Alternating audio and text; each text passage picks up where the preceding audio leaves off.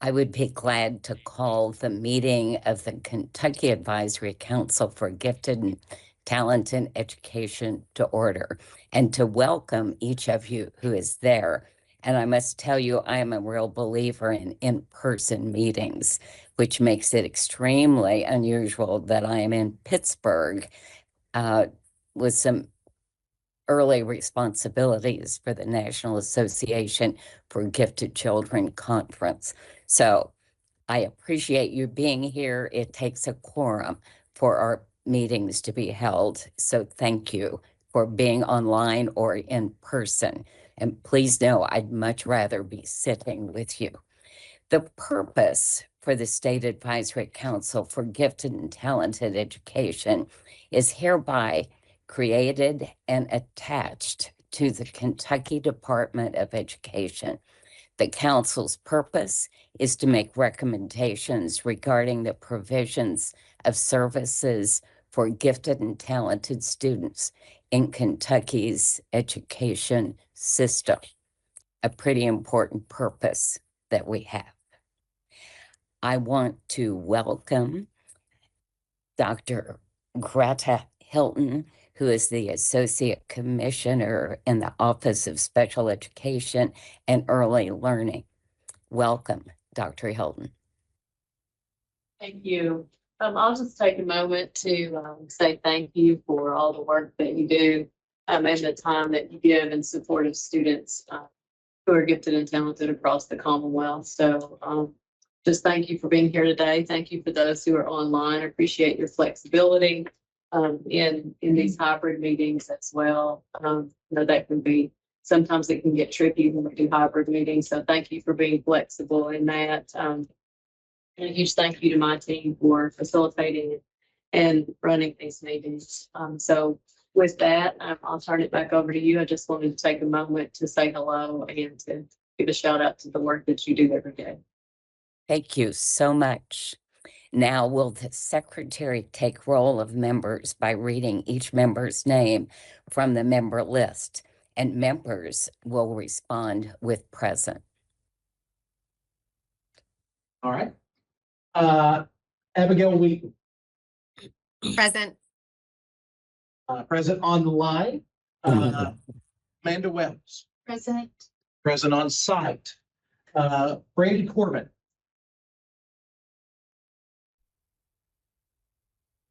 Brenda Martin. Present on site. Present on site. Carrie Ballinger. Present online. Thank you. Cassidy Rosenthal.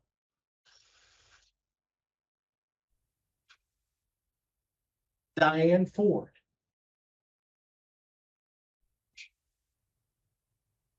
Hannah England. Present online. Jeannie Lee. Present. Jessica Hastings. Present online. You. Kirk Haynes. Julia Roberts. Present online. Kim Walters Parker. Kimberly Clayton Code. Lindsay Burton.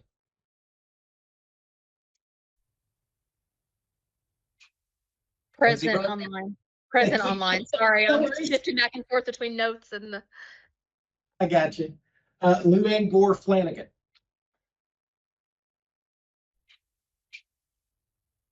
Mason Dyer.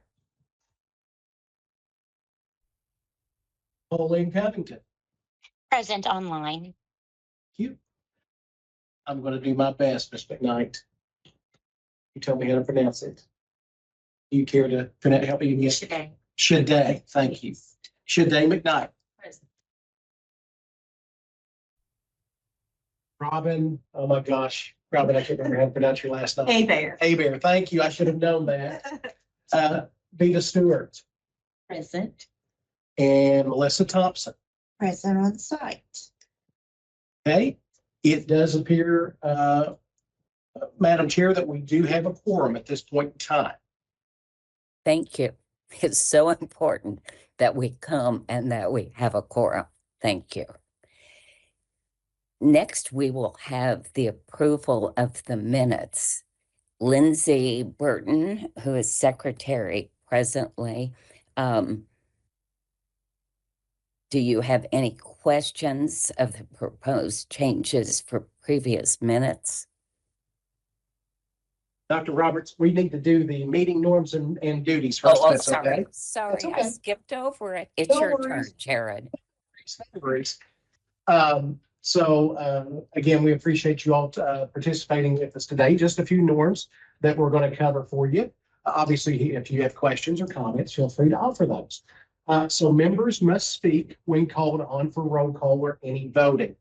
Because this is a hybrid meeting, everyone has to do an actual verbal vote. So both online and in person. So you have to state your name and I'll talk about this on the third slide. So hang on one second.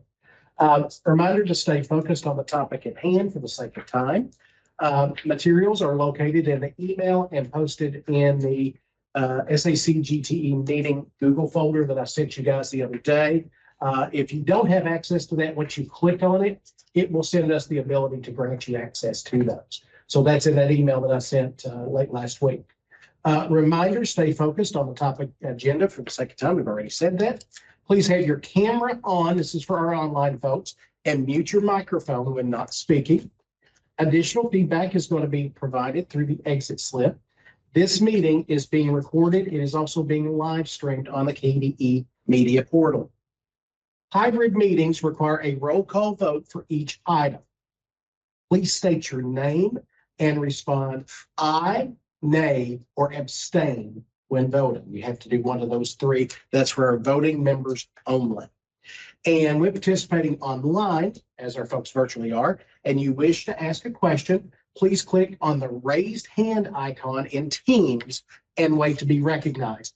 And I do have, for those of you online in the room, we have a screen that shows us when you raise your hands, and also we're able to see the chat. So just a little context for those of you all who are online with us today.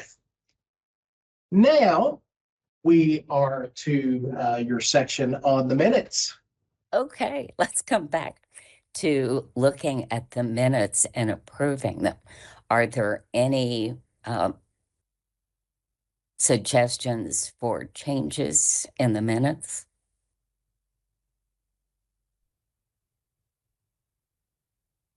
Is there a motion to approve the minutes of the previous meeting?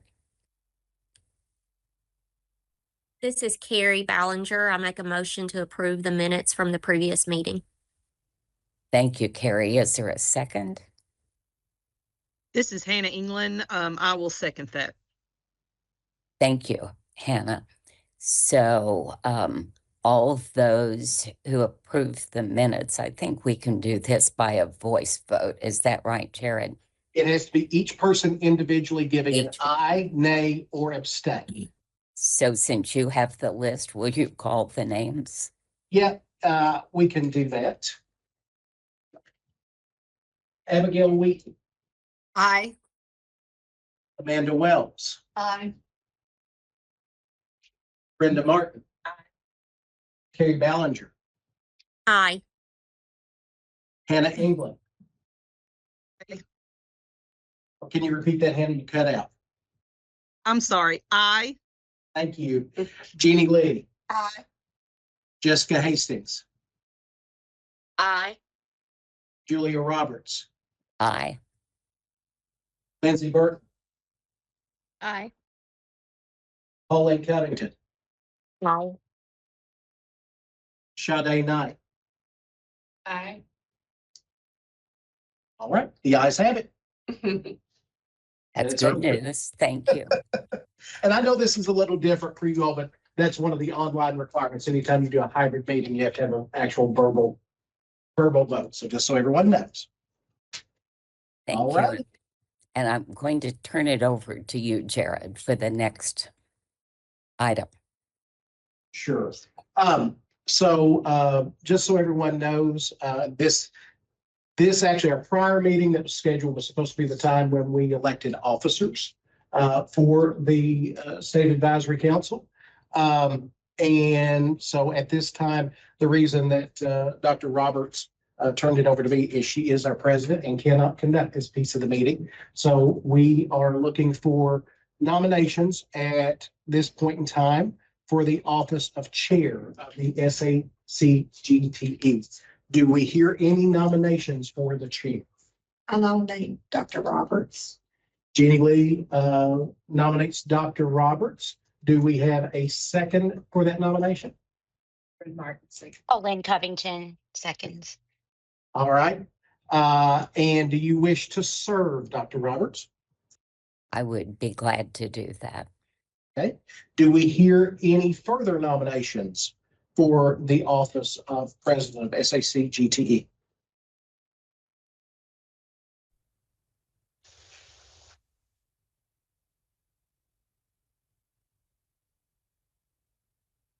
Hearing none. The process now is to conduct a vote for, actually, we can do this by unanimously, I do believe. So I think we can do this since that was the only nomination. So all in favor, say aye. Aye. Aye. All opposed, nay. The ayes have it. All right, Dr. Roberts, it's back to you again. Thank you very much. Now we're looking for nominations for vice chair. And I likely can't see hands that are up very easily, so I'll need help with this, Jared. Sure.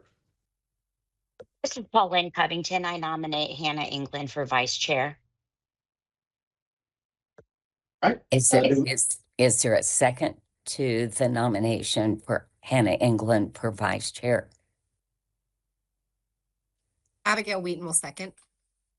Thank you. Are there other nominations?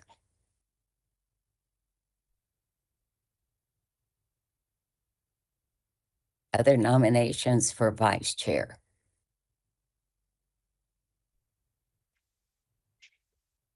Hearing none, let's vote. I think we can vote as we did previously. All those in favor of Hannah England for vice chair, say aye. Aye. Aye. And those opposed, nay. Hearing none, congratulations, Hannah, on being Thank you vice all. chair. Thank you so much. And now we can look at nominations for secretary.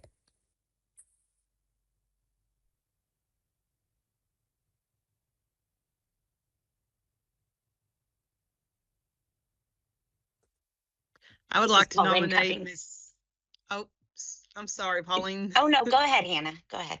Well, this is Hannah England. I'd like to nominate or re-elect Miss Lindsay Burton if she would like to.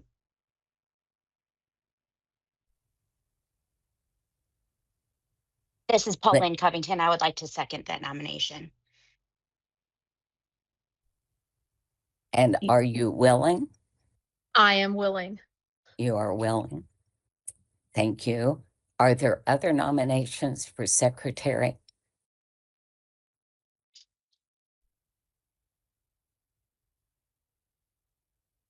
Hearing none, let's vote on Lindsay Burton as secretary by saying aye. Aye. Aye. Aye. And those opposed, nay. Congratulations, Lindsay. And I Thank you. believe that concludes our election for this particular year. So I think we are ready for Amy Patterson. Amy, are you here? I am here. Jared, do you want me to use your computer? Yeah, give me just a second to bring it up. Yeah, I sent you the I link. did. That's what I wanted. So for those of you online, Amy did send the link for what I'm getting ready to project on the screen for you all to take a look at. So give me just a second. I will have it on screen for you. And Amy is the systems consultant, IT Part B data manager for OSEEL. And I would have to tell you that Amy is the mother of my granddaughter's dear friend, and they became good friends by accidentally rooming together at summer camp at WKU. So, Amy, we're glad you're here. Well, thank you. My daughter also attended Gatton Academy. Yes, you And did. she loved it. Had some very good friends from there. Absolutely. Currently at Rose-Hulman Institute of Technology, majoring in computer engineering and mechanical engineering, and working on a master's in engineering management. That's what it is. Engineering. Engineering. So And she's playing been tennis. and playing tennis. So the Gatton Academy was very good to her. Dr. Roberts has been very good to her. Well, we like Addie a whole lot. And we So, so now you're on. Sure. Share with us what we need to be learning about with the report card. you want me to drive, or what do you want? Yeah. That'll work. Thank you. Okay, so it's been an adventure with the school report card. We changed vendors this past year. We have had changes to the GT data in a request for several years, and they finally decided to do that this year. So, and like I said, it's been an adventure. So what they've done, I spoke with Kathy Anderson, who was the GT consultant before Melissa was, and we talked about breaking out the primary talent pool from gifted and talented, because we felt like it was inflating the numbers. So what we've done is we have the participation in by grade level for grades 4 through 14, and no data has been returned. Really.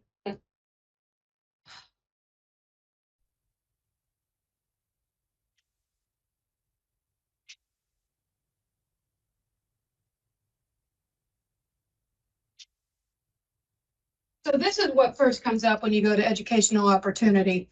So it's the gifted and talented is the green or whatever color that is, teal color. And not identified as gifted and talented is the brown or orange, whatever that color is. And then when you go to the gifted and talented participation, please, something come up. Thank you. Okay. So again, this is just the state data. You can break it down by school or district as well. If I were to go to, what's a good school to go to? We'll look at, what's a elementary school? So you want to volunteer their district or school? Let's just ask for that. How about that?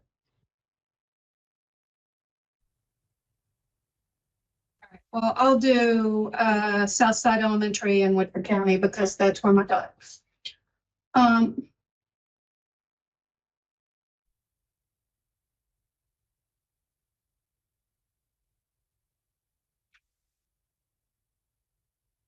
It is slow. I'm so sorry.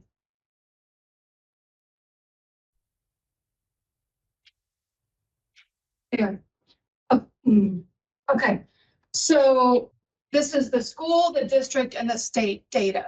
You can see there.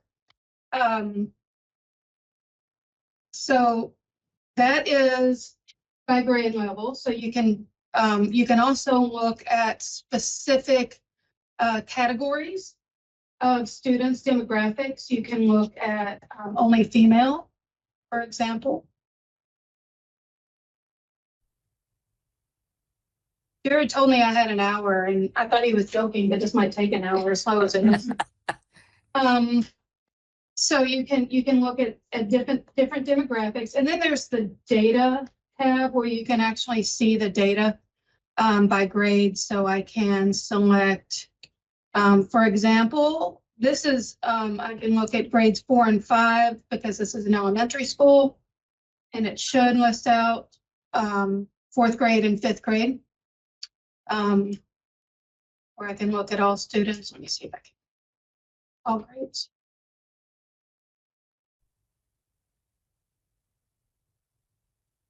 So there's that option. And then we go to primary talent pool. And it breaks it out the same way, except it's K through 3. So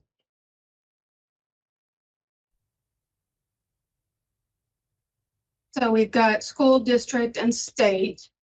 And we can view the data again in the same way. We can look at, at different races, homeless, students with IEPs,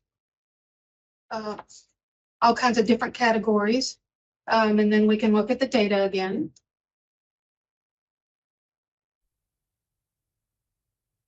Right. So we can look at K and 1, and then so it'll show all grades, but then it'll show how many are in kindergarten and how many are in 1st grade. Let's blow that up just a little bit. I mean, I think people in the room have had trouble seeing this up.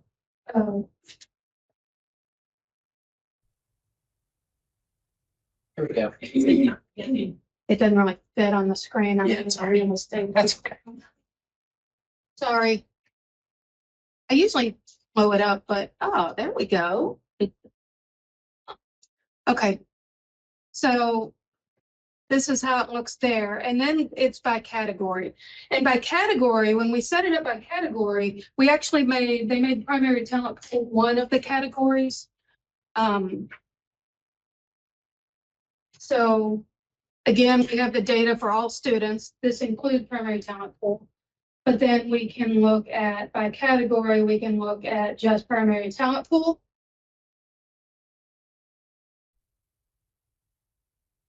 Or we can look at, specific academic aptitude math.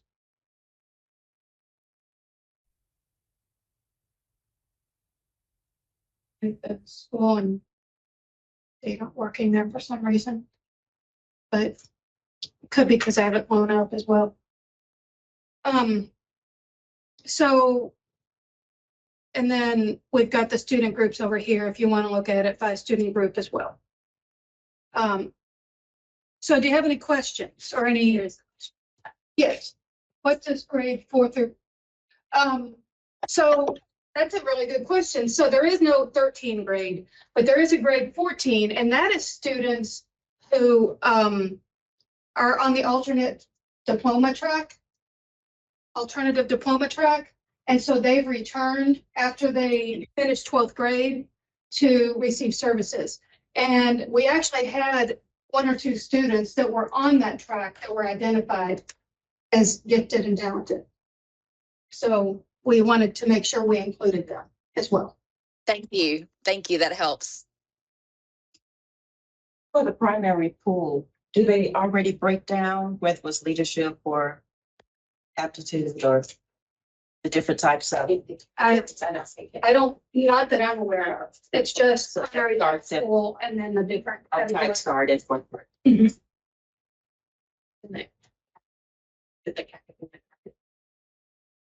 Yeah, these are the categories, and then primary talent pool is one of those categories. So that's only the students K through 3.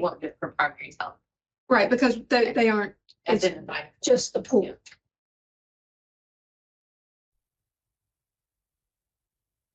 So I hope you all are happy with this. It's been, like I said, it's been a challenge to get this to happen, to get us to be able to break out the primary talent pool from the others, and getting the programmers to understand what exactly we wanted.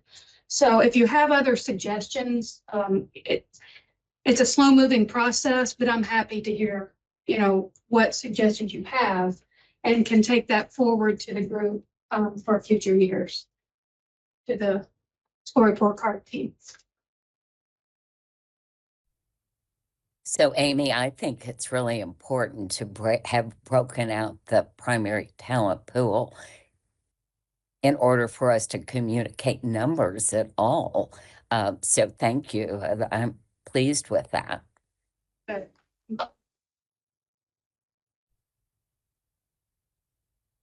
Questions for Amy?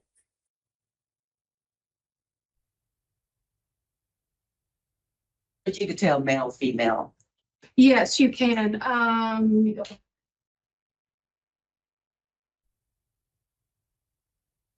100%. Yeah, so right here, all students, you can see female.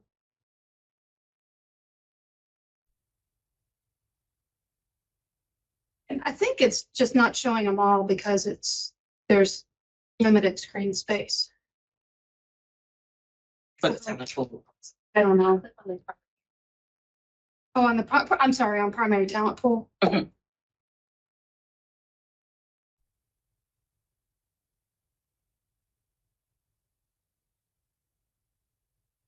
So we can see female.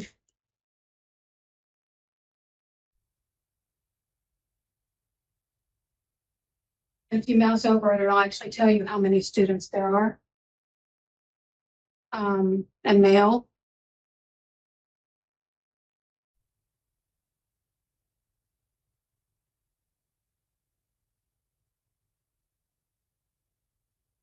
And then, like I said, you can break it out by race or English learner. Or homeless or students with an IEP. For foster care, does it keep track of those who've had, even though they might no longer be in foster care, but they have had some foster care? Does it kind of keep that as a stat to go with that student? That's a really good question. Yeah, I would think it would be within the year in which they're identified in Infinite Campus. So that's the thing, is these are year by year. So if they're identified, there's a way to flag those students within Infinite Campus. So I would think it would track just within that year. Amy would have to get the actual official answer on that.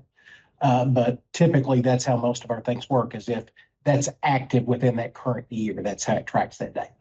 So like if it's a 2023-24, then it would show us that. But if it's a former foster kid, if it doesn't have an active flag, it wouldn't flag that as a foster student. And yeah, that's my Foster care student. Yeah. Yeah. Sorry, that's. Could I make a suggestion that if that is the case, that we maybe consider finding a way to keep that as a track, because sometimes those students are still at risk in some ways. So you might want to know that they were in foster care for 3 years or whatever, and and then they're out, and then you can maybe compare how much their growth was after they got out, or just, yeah, I think it'll be more important. But thank you, it's good to keep it.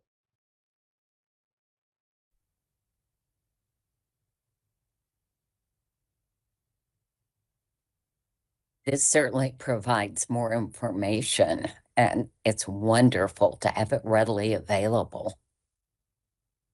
And this data is at the end of the school year. So it's whatever students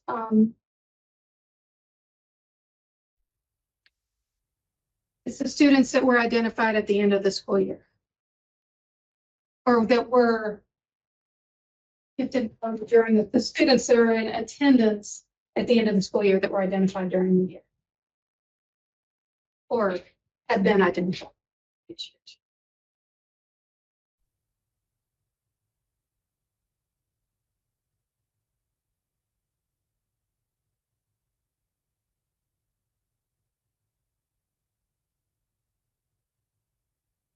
Dr. Roberts, you have the floor.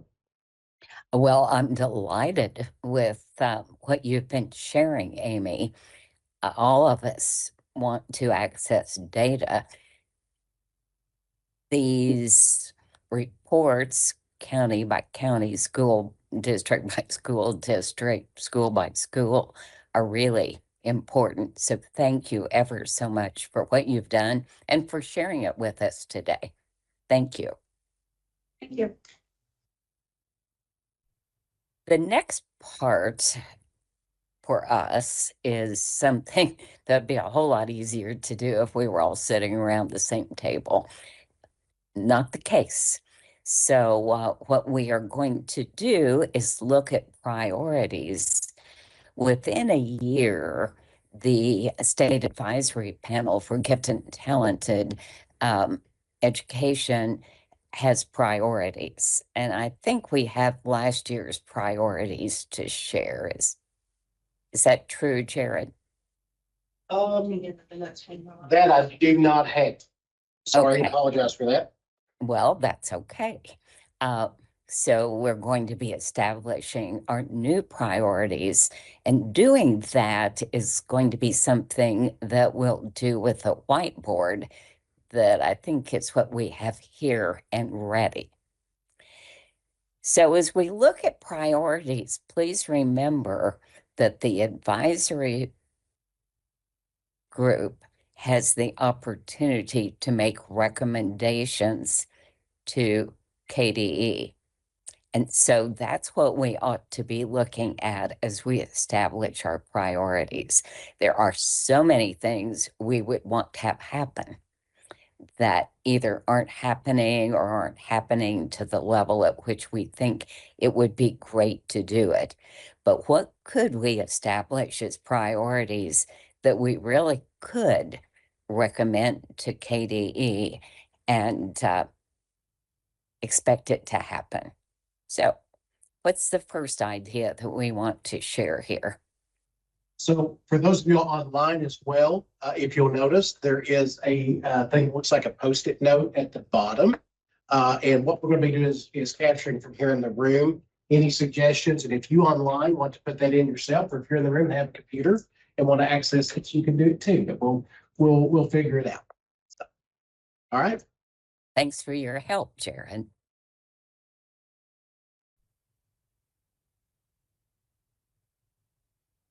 That's in here. We're going to put that directly. Okay. All right. Yes.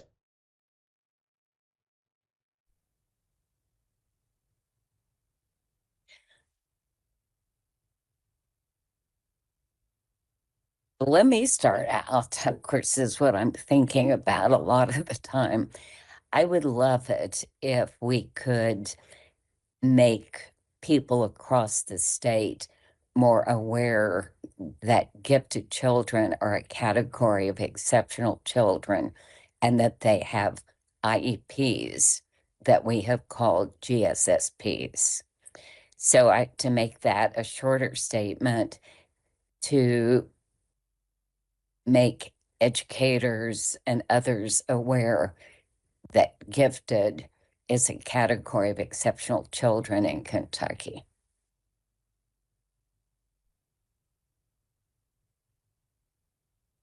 Thank you for adding it, Jared. Oh, you're welcome.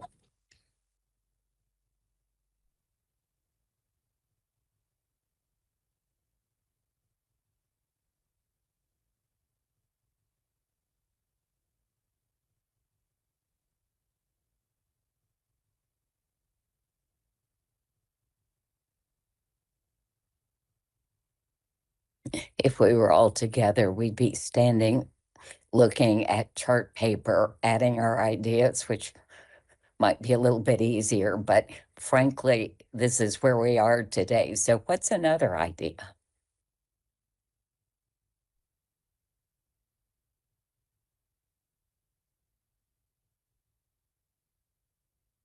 This was Amanda Fells. I would think that we want to make sure that all children receive services for their gifted and talented abilities.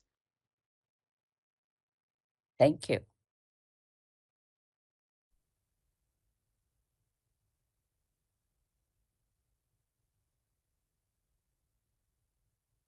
I can spell.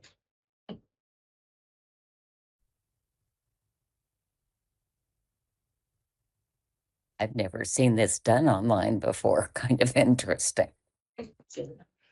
Identified as children that are identified as gifted. Okay. I think I have something that I would like to get. Maybe like transparency for parents and families on the identification process.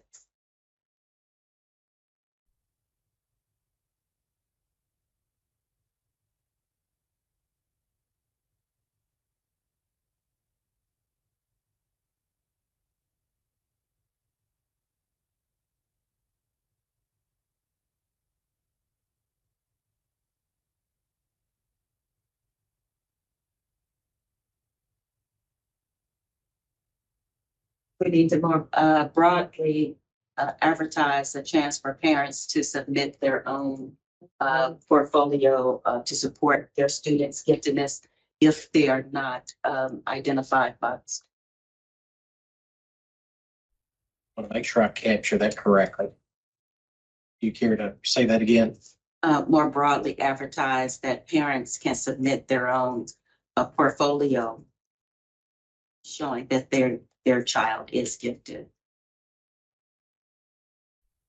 in various areas.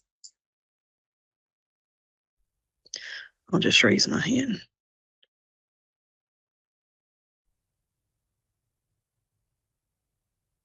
All right.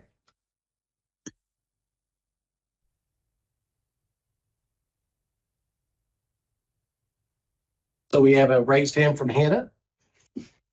Yes, I'm not exactly for sure how to word this. I'm just kind of thinking in the perspective of being like with the gifted coordinator and the gifted teacher, and an issue sometimes that we run into is to ensure that like our EL students are getting the appropriate testing measures that would accommodate their needs as well. So sometimes that is us working with our EL teachers, but in Russell County, we have 2 or 3 for the whole district. So they're kind of like us. And I'm just thinking if we're a small town that is struggling to ensure that we get these students tested correctly, that there's others. So possibly that KDE could provide guidance on how to ensure that students are tested in the language that they're most appropriate with. So I'm not for sure how to word that, but that's an issue that we're kind of running into.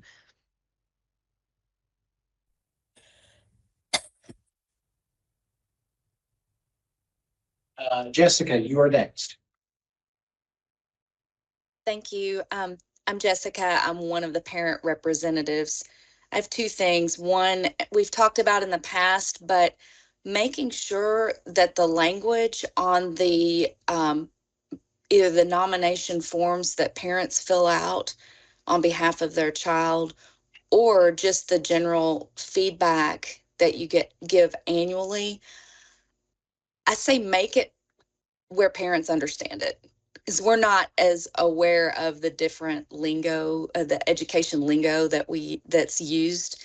So, and that may be a district by district decision. I don't know if that's a standard form, but I think sometimes the language can be a little intimidating, or you may just not feel like you can provide the information in a way that the form is presented, if that makes sense. Did that capture what you said, Jessica, when I put that over there on the left? You know what? I am not able to see the whiteboard. I'm on my phone, and for Oh, some okay. reason, No yeah. worries. Sorry. But I can, if it's appropriate, I can say I trust that you were able to condense that. The other thing is just to make sure to find a way to advise districts to adequately resource the funds for gifted education. And I think the inclination is to think this is for smaller systems. I'm from a small town myself. Our girls are in Fayette County Public Schools. And I think sometimes there's a little bit of a resource issue. Financial resource allocation seems to be out of proportion to other services offered to students. All right. Abigail. This is very practical from a GT teacher perspective. It would be extremely helpful if general education teachers had access to their GSSPs, to student GSSPs in Infinite Campus, the way they do IEPs, to have access to all of the gifted documents, their progress reports, all of the things in Infinite Campus.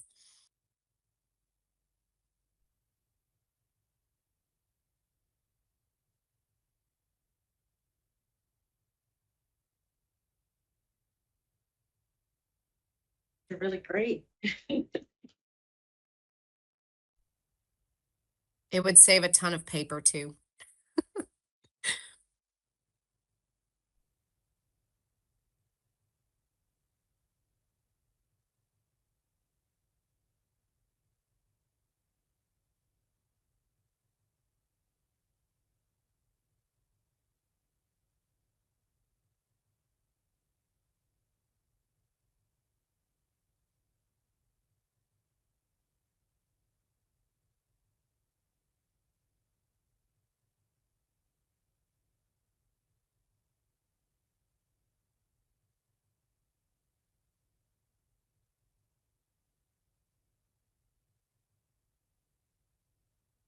I'm just piggyback off what Jessica said, because I don't see it up there.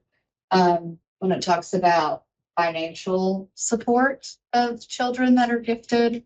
As a performing arts teacher, we have so many events through the year and everything costs money. And it seems like I work at the School for the Creative and Performing Arts in Lexington.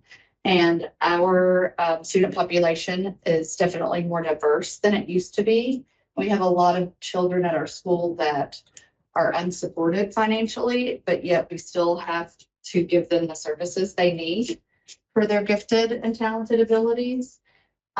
So I think having some sort of funding source or some sort of state funding that we could pull from to help those kind of students would really benefit them, because as a teacher, we're constantly doing fundraisers and asking for donations just to be able to take kids to things that they have qualified for, or they want to be able to participate in, but there's no financial backing for that. I don't know how that fits into our priorities, but as a teacher, it's something that I deal with on a regular basis. This is Jean Henley, and I'll just piggyback off what she just said. And we've talked about this many times, and the law combines how gifted funding is allocated.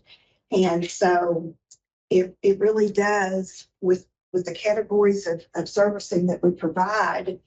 Once the 75% that's going to direct services for children is taken, then it really does not leave enough to service all of the categories, all of the different categories, primarily telephone through 12th grade. And so that would, I believe, take a change in the law, but or additional allocations. And I agree, and we've talked about it many, many times, but it is a need. It is most definitely a need, because there's not enough money to go around to adequately service children in every category. It doesn't matter the size of the school system. Can I ask a question for clarification? Title I funding is used, it has to be used evenly across all students that qualify for Title I, right? All the ones that are free lunch or reduced lunch, whatever that requirement is, correct? So if that's the case, then can some of that money also be used for the gifted student that is also under Title I? Is it currently working that way, or can it work that way in the future? Or is there a law that prohibits that?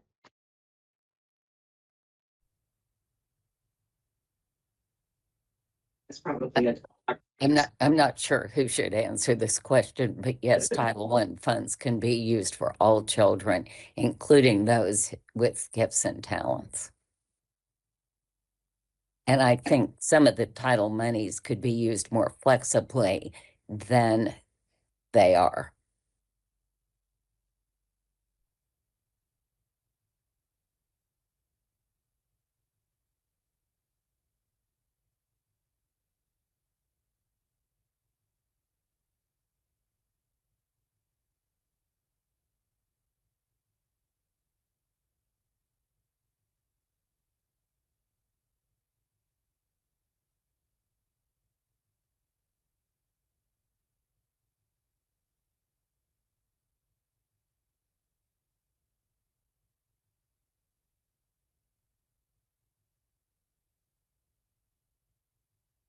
So Dr. Roberts, any further discussion on that? Well, I'm wondering as I look if at what's been suggested, if there are any of the suggestions that really fit together to be one instead of two or three.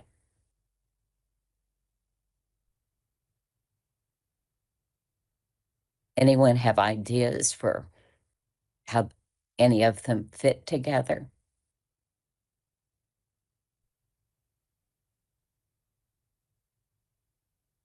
The transparency and language and the parent norms definitely fit together. how would you combine that with another one?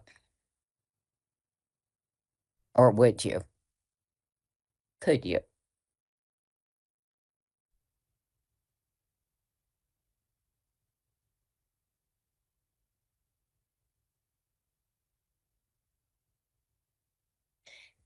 Actually, what I was thinking, would there be any that, for example, under the concept of identification that would actually fit together?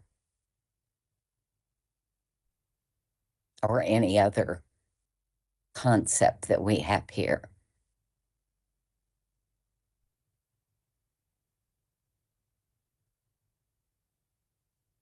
Can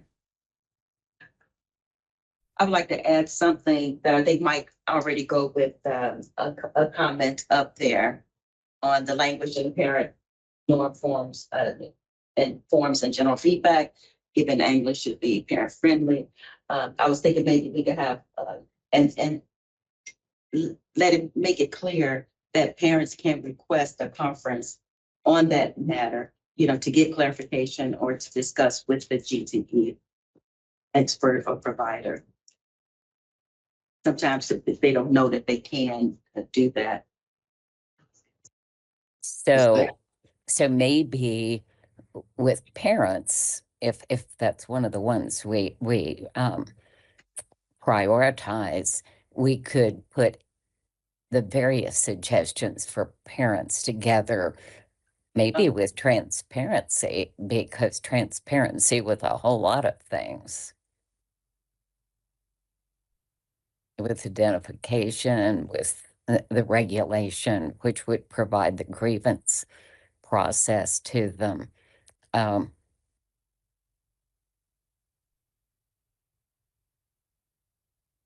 a bit of information for parents.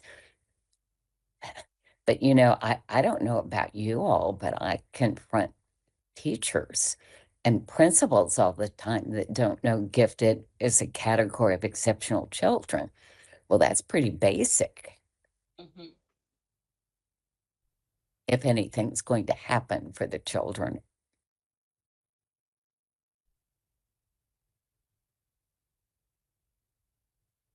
It's kind of interesting when gifted children, and of course it's been since 1990, are a category of exceptional children.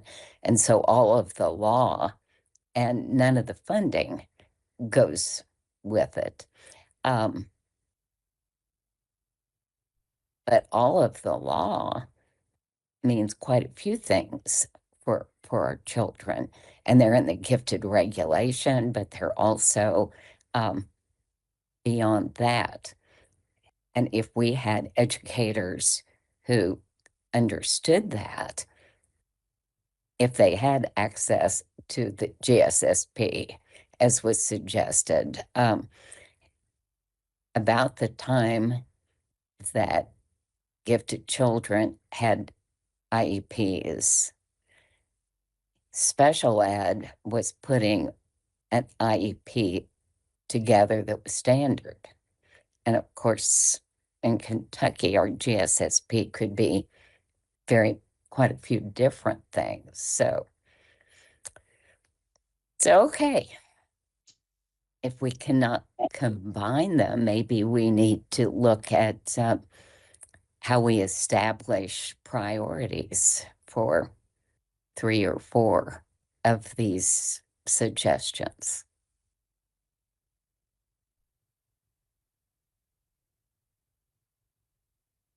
And Jared, I need to ask your advice on this. Do we vote on the priorities? I mean, it's really left up to you all. What I could do is I could put like affinity, like a thumbs up, a heart, what have you. If there's certain things that you all find higher priorities than others, and then we can go from there. I think thumbs up sounds like a good idea. Okay. So let's try that. So I actually don't see all of them completely. They're covered by other things on my screen. So should have helped you.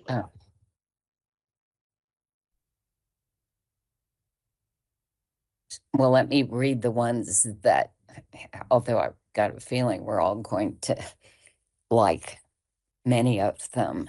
So put thumbs up if you would consider it to be in your top 4 priorities. You want to take a moment to jot down what your 4 will be? Brenda, did you have a comment? I was, if it's not too late, Dr. Roberts, I was gonna say, the one dealing with the norm form and the one about transparency, perhaps those two could go with the one on broadly advertise the opportunity, because they are related to the identification process. And as it goes beyond, them just telling you that you're identified. So maybe those 3 could go together.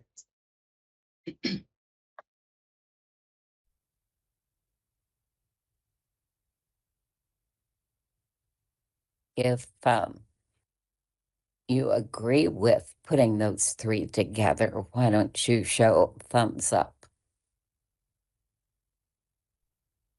Or a thumb up.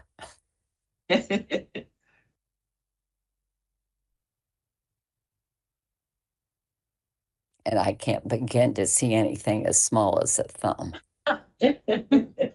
We do have a few thumbs up in the room. How about that? Why don't we Okay, put, I'm sorry, this might be a silly question, but you're like literally meeting a thumbs up, or is there like an emoji on the whiteboard with a thumbs up? Well, here's the thing, and someone just made this suggestion. Maybe we could rank these in order of priority. Maybe folks could do something along those lines, or however you all want to do it. I mean, is there, or even in discussion, saying whether one or more of these that have higher priority than the rest, in your all's opinion? This is Amanda Wells. The teachers having access to the GSSP like IEPs and IC, because that really helps with differentiation in the classroom. Even as you're going into like maybe putting kids into small groups for a project, getting some of those gifted students together with maybe some special needs students can really broaden both ways that these children learn. So I think that's a really high priority, and I think that would be easy or easier to actually put into play on Infinite Campus. I have a question about that. I do agree that sounds like a really important one. Would that require everyone to use the GSSP that is on Infinite Campus? It would indeed. Yes. Okay. I just want people to have that in mind. And I also think that might even be more of a district level thing, just like what each district allows teachers to have access to, if I'm not wrong. Like as far as Infinite Campus, like that might be as simple as like going to your district and saying, we want our classroom teachers to have access to this. We've tried. It's not. Gotcha. You would think it would be, but it's not. But we do, Union, we do use that just because that allows parents have access to see the GSSP and the progress report if you use the ones in Infinite Campus through their parent portal, which is why we use it. But the teachers can't see it. That's kind of odd, isn't it? We thought so too. And I mean, and again, Amy is the better one to comment to this. It's basically they have to be assigned as a case manager for that student. It's very much like the IEP. So for those of y'all who've been in the tab for that, and there's a cost associated with that. So it would require pretty significant amount of funding to make that possible. So that's again, Amy's the better one to talk about it. I don't want to say a whole lot. So okay. And could I comment, if you're going to have that, I would like to add another concern to go with that, is that if teachers are going to use that for that purpose to try to group students with special ed, however, I think parents should probably be informed and have a vote on that, because what often happens is some of the other students might get challenged. But sometimes you might not be challenging the gifted student in a way that they might need to, and they end up having to tutor or teach or be patient. Or, I mean, being patient is good, but I mean, in a way that they might not be trained to be to deal with. So I don't know. Does that sound reasonable? Does that sound archaic? Help me out here. This is Jessica, and I am a parent representative, and I 100% agree with you. In fact, I was going to raise my hand and make that comment as well. So thank you for that perspective. Thank you.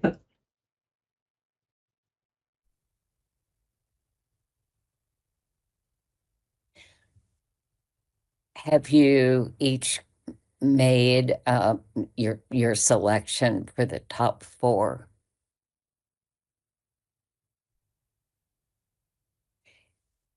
Jared, would there be some way they could submit these to you and we could look where there is some general prioritizing and maybe eliminate some that don't show up in the priorities?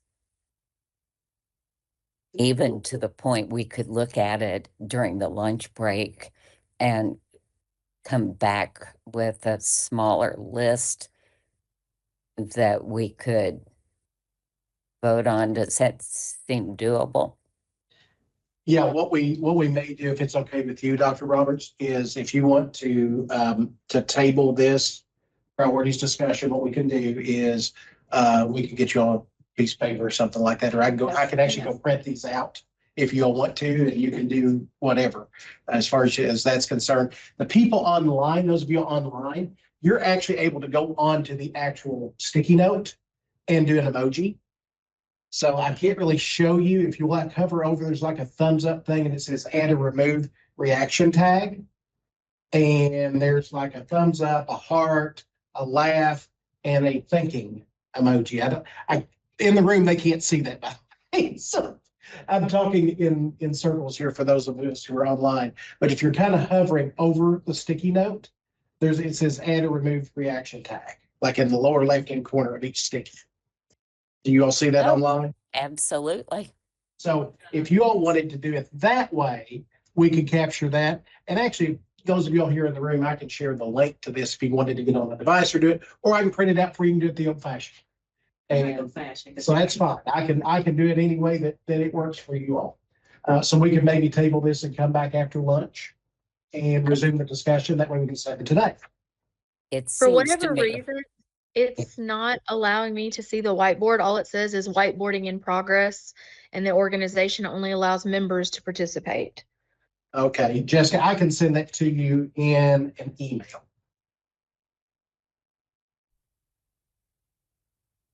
I'm having the same issue. If it may just be the two of us, Lindsay, I'm not sure, but I'm having not sure either, but yeah, Yeah, sometimes it's the type of account that you have, but I can do that for both of you all. Thank you. Yeah. You might try clearing the arrow. I had to clear the arrow to see them. Give me just a second. I'm going to export this really quickly, and then we can go on to the next item. Give me just a moment so that I have it so it doesn't get lost.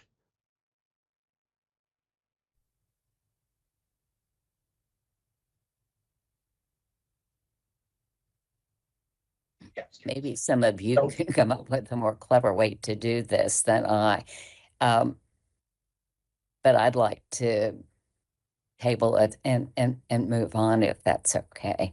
I think Dr. Roberts, we'll need a motion. I think officially we need a motion to table it. Yes. Do we have such? Motion that the table it and come back after. Thank you for the motion. Is there a second? Carrie Ballinger, I'll second. Thank you, Carrie. All those in favor, is this a person-to-person vote or could it be by acclamation? We can do this one by acclamation. It's the type of vote that it is. So all those in favor say aye. Aye. Aye. Aye. And those opposed, nay. I believe the ayes carry it. So we'll come back to this after lunch when we have a little more information to move on.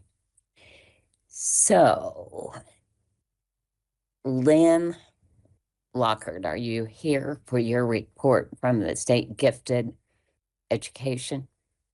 Yes, I am here, Dr. Roberts. I'm sitting here next to Jared. Good to see everybody today. Thank you. It's really hard not to be able to see No, who's it is where. so hard. So we would be delighted for you to update us on what's going on at KDE for Gifted. Well, the most new and exciting thing that's going on is we had some new membership here at the Advisory Council. And we would like to at least acknowledge and recognize those folks that just recently got appointed as of October of this year. And that is Amanda Wells, which I think you're present online. Right You're not there, sorry, Amanda. Cassidy Rosenthal. She's not present today. Oh, she is. She's on that. Is there? am Oh, here, okay. yes. Did she come in late? She did. We have, Okay, I was gonna ask to do perfect. that. Well, I'm glad that we got to update our attendance sheet. Yay. Diane Ford is not present today, but she is newly appointed and she is in the category for private business, as her role on the council. And then the fourth person was Shade, okay, McKnight. And she's the principal, elementary, middle school, and she is present here on site. And we have our CPE. Yeah. And yeah, they've got the folks. So if you want to introduce them too. Yeah, so Robin Abear. Abear. Yeah. And you are the post-secondary ed person. And then Beta Stewart. Beta. Beta, sorry, Yeah. Beta Stewart. And you're with CTE, right?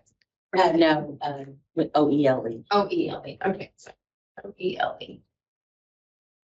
Would any of you all like to say anything or introduce yourself further? I can jump in and introduce. All right. So my name is Shanae McKnight.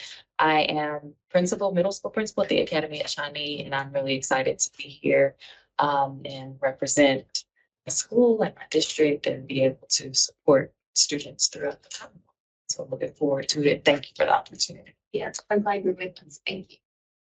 Anyone else? I'm Amanda Wells. I'm the vocal director at the School for the Creative and Performing Arts in Lexington, Kentucky. All of the students at our school auditioned to be a part of the school in 9 different arts areas. And I do the vocal music. I teach 4th grade all the way up through 10th graders in high school. It's my 10th year at SACGTE, but my 23rd year teaching. Happy to be here. Yeah, lots of experience at the table. That's wonderful. Anyone would like? Go ahead. I'm Cassidy Rosenthal. I'm in Lexington, Kentucky. I'm a parent representative. I have a daughter who's at Henry Clay in the Liberal Arts Academy. Happy to join. So glad you're here.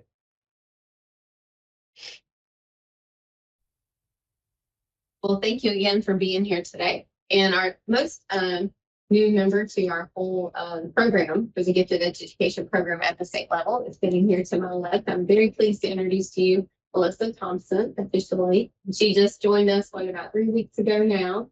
As many of you know, and those that are new, joined Kathy Anderson, who used to be the Gifted Education Program consultant here at the state level, retired in June. So we're very happy for Kathy, but miss her greatly. But so glad that we have Melissa. She is doing fabulous since joining us 3 weeks ago. So Melissa, would you like to introduce yourself and kind of give them some your background, your experience? Absolutely. I am Melissa Thompson. This is my 26th year in education. I was in the classroom for 10 years, an intervention specialist for about the same time. Then I did also serve as the gifted talented teacher in Clark County. Then I was able to explore other options as being a program specialist for early childhood development in Indiana and worked from home for the past 3 years. So I am so glad to be back serving for the children of Kentucky and advocating for the gifted students. Thank you. I'm glad she's here. And then We also came to a conclusion there's someone else who hadn't introduced themselves. That's me. So sorry about that. And you may or may not know that Misty, who previously had been the facilitator of our advisory panels and councils, retired back at the end of July. And Dr. Hilton asked me to take over. So this is my first meeting working with GT. If you all have been around long enough, you remember when I used to help with GT several years ago, several years ago, long time ago, when it was actually when we were in the Division of Learning Services, when Kathy first came back to the position. But I am an IDEA program and fiscal compliance specialist, which means I do what Dr. Hilton tells me. So I work primarily with significant disproportionality, CCEIS, which is working with districts on if they over-identify or disproportionately discipline students of one race as opposed to all other races. I also do a lot of our IDEA physical monitoring, where we look at the expenditures within districts and IDEA funds. And I do quite a few other things, but that's okay. I'm sure that you all are, I know, and I'm ashamed that I couldn't remember how to pronounce Robin's last name, even though I've known her for about 10 years now. And Vita known her a minute or two too. So, but I appreciate you all letting me sit in and be a part of this. And this is a shakeout cruise for me too. So we'll work on some processes and get things a little bit more streamlined the next time. always get better with practice, right? Yep. And one other thing, and I think probably everybody may be aware, but Melissa does serve as the non-voting member on the advisory councils as appointed by the governor for the council. And then I will continue in Kathy's spot as the liaison for the council and providing the updates each time that we have an update. Also, just to make the council aware for upcoming roles that may be the terms expiring. We do have a possible reappointments that just happened for an October person. They are still able to continue to serve until the governor reappoints them. So we're happy to hear that. So we do have that role. And then we have actually 5 roles that will need reappointment come June 2026.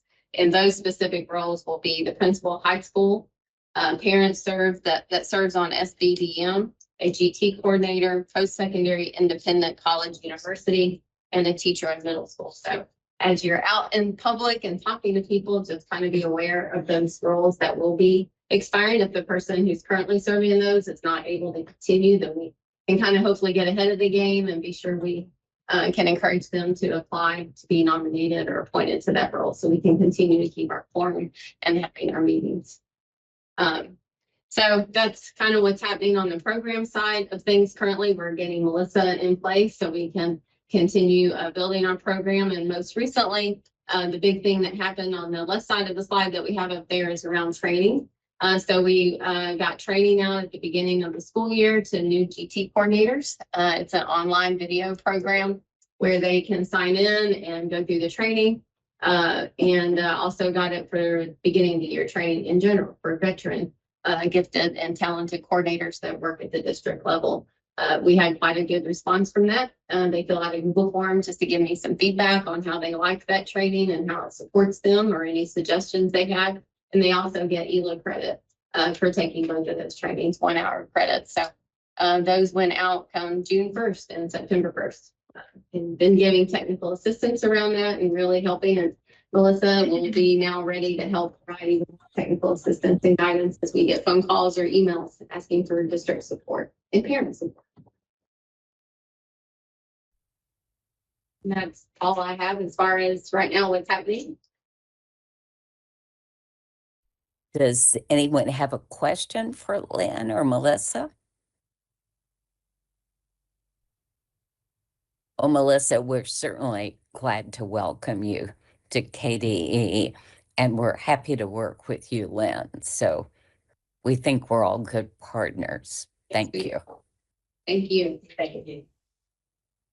So next on the agenda is looking at what the Kentucky Association for Gifted and Talented Education is doing, and perhaps the most important thing that we're doing is planning the state conference for February 23rd and 24th. We have two outstanding keynotes coming. Sheila Gallagher, as many of you may know, is the immediate past president of the National Association for Gifted Education, and she is the new executive director of the Center for Gifted Education at William and Mary. And Sheila will also be doing the Administrators Institute with me on the first day of the conference, which is a Monday. I think it is really important for us to encourage classroom teachers, counselors, various role groups to come to the conference because all of us are working with gifted children, not just the gifted resource teacher or the gifted coordinator. And we think we have sessions planned, both the longer sessions on Monday and the sessions on Tuesday, that would be of high interest. Something that's kind of different this year, on Tuesday, if you have pre-service teachers, there is a special rate for them to come for one day. The thinking behind that is that everything we're learning about what's appropriate for seeing that gifted kids thrive in school, we need to be figuring that out early on in our teacher preparation programs. So that's good news. Any questions about the CAGE conference? I'm chairing it this year, so I should have the information. Do you already know where it is? I didn't hear that. Yes, we're kind of going where we've been in the past. We'll be at the Marriott Griffin Gate Resort in Lexington. And registration is available. It is up and ready. We are continuing to look for executive director for the CAGE organization. So if you know someone who you think would be a good fit for that part-time responsibility, that application could be submitted to the CAGE office. So what else is going on in Kentucky? We're going to hear a little bit later about House Bill 190, which I think is incredibly important for gifted kids and other children who are ready to learn at advanced levels. But you'll be getting an update on that in just a little bit. We're having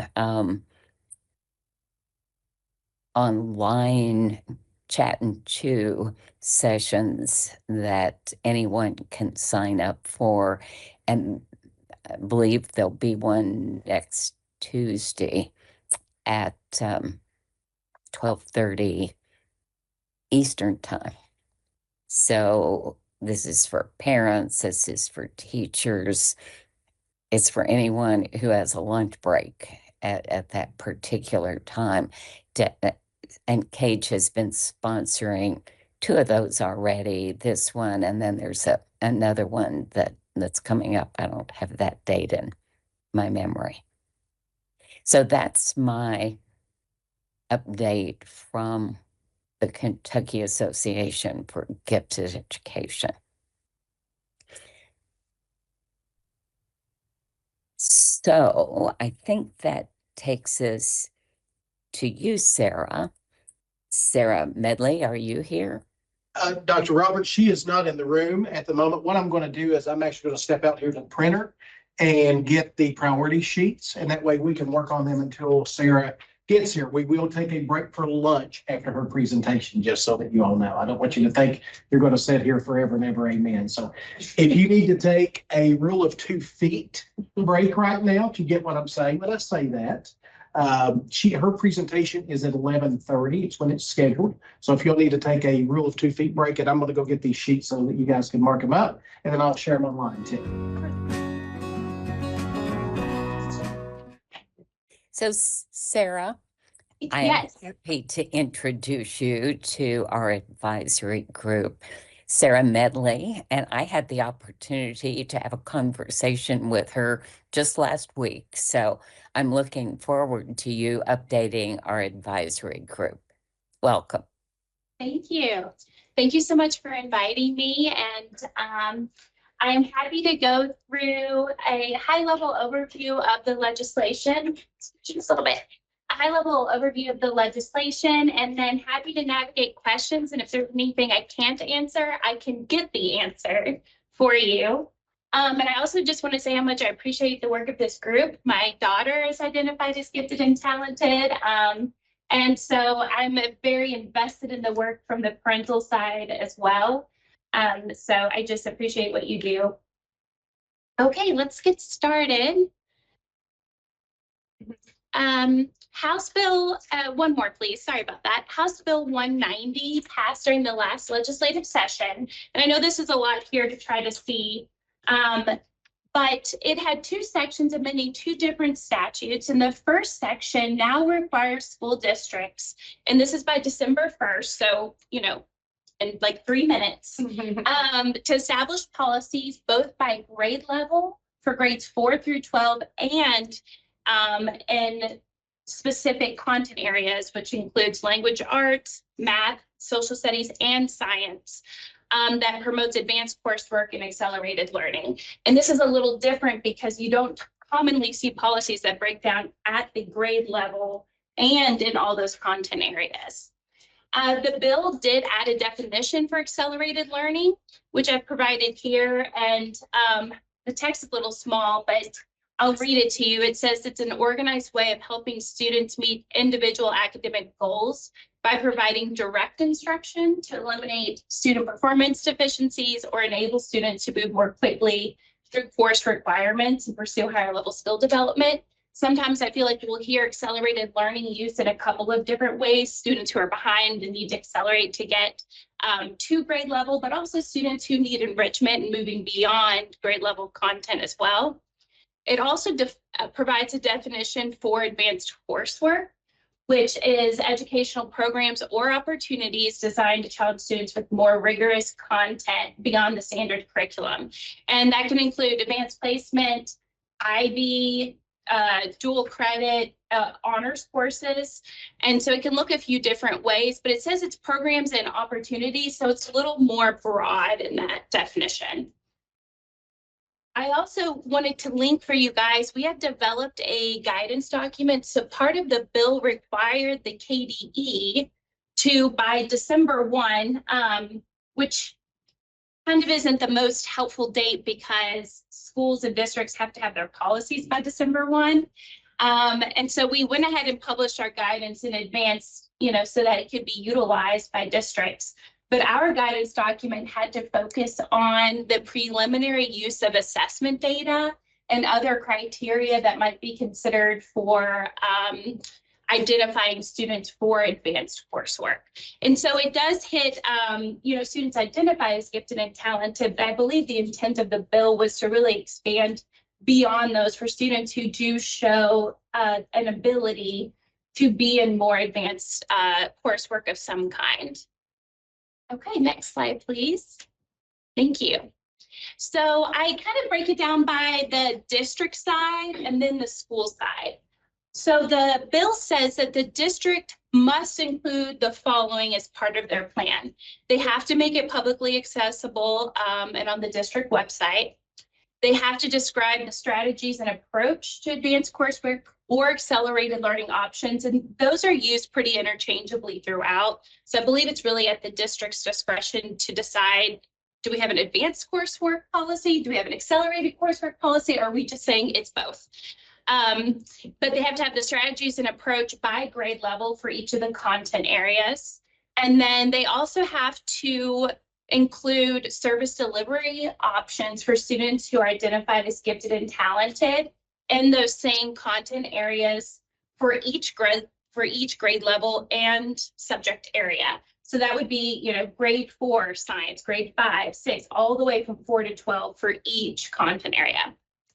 And I'll go in a little bit more detail about what they mean with their service delivery options for gifted and talented students.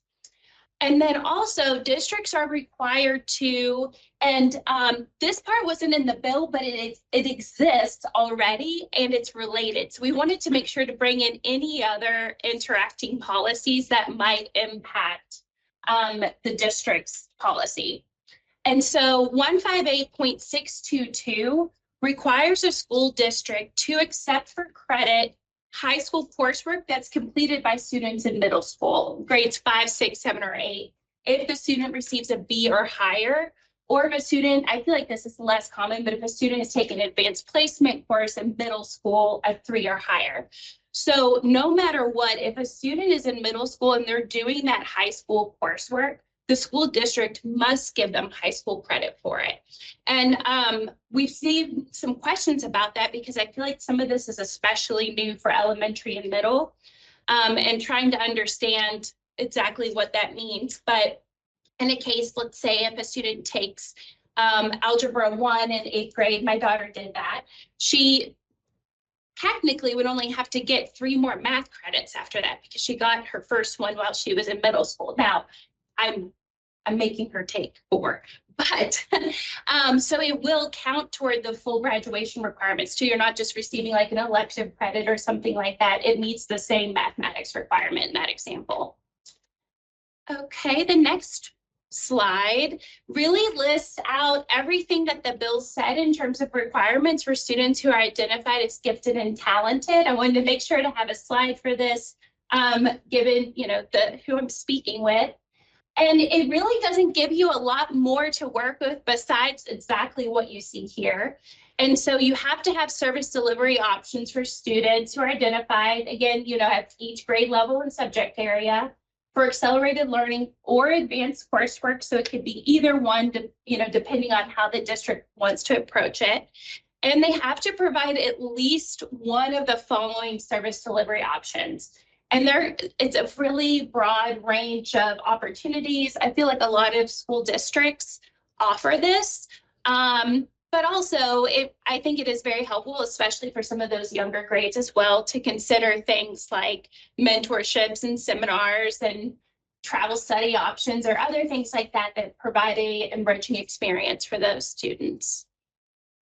Okay, on the next slide, the bill does give some language around what a district may want to include. So these are optional items just for consideration by the district. So in their policy, they may want to include auto enrollment for students who scored distinguished in any subject area or corresponding subject area on the most recent statewide assessment. So I think an example of that is where you're scoring on-demand writing, you might want to auto-enroll them into a social studies, you know, advanced course or something like that. They also may consider eligibility criteria for qualifying to be in advanced coursework or programs for all other students. It also provides that you may consider a parental consent for an eligible student to withdraw or be excluded. So the student would be auto-enrolled, but the parent could opt back out if they, you know, wanted to. And then it also had a recommendation that the policy might include permitting a principal to withdraw a student. So maybe they were auto-enrolled, and then it's showing that there could be an adverse educational impact of some kind.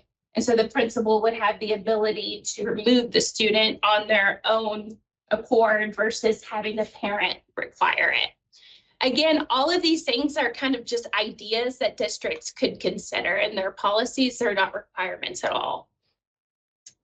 Okay, the school requirements are a little bit more in depth, but it does say that an SBDM must offer a core curriculum of AP, IB, dual enrollment, dual credit, or other advanced coursework using either both on-site or online delivery instruction. So obviously, some of these things wouldn't necessarily apply to a student in 4th grade, but the advanced coursework where they have that added into the list is really, I think, what's speaking to some of the younger grades that the SBDM might want to consider. And it does say offering a core curriculum, and so that can look a lot of different ways. But then the bill says in the second bullet point that when it's practicable, offering actual coursework in math, reading, science, and ELA and social studies for students in grades 4 through 12.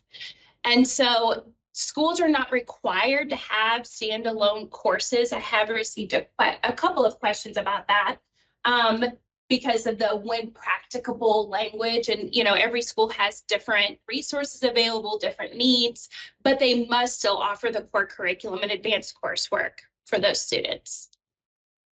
The school must also establish a policy, and the policy has to be consistent with the district policy on the recruitment and assignment of students to advanced coursework that recognizes that all students have the right to participate in a rigorous and academically challenging curriculum. So an effort to you don't want to lose students who should be there, who may fall through the cracks, that have the potential, the ability, the desire for more rigorous curriculum.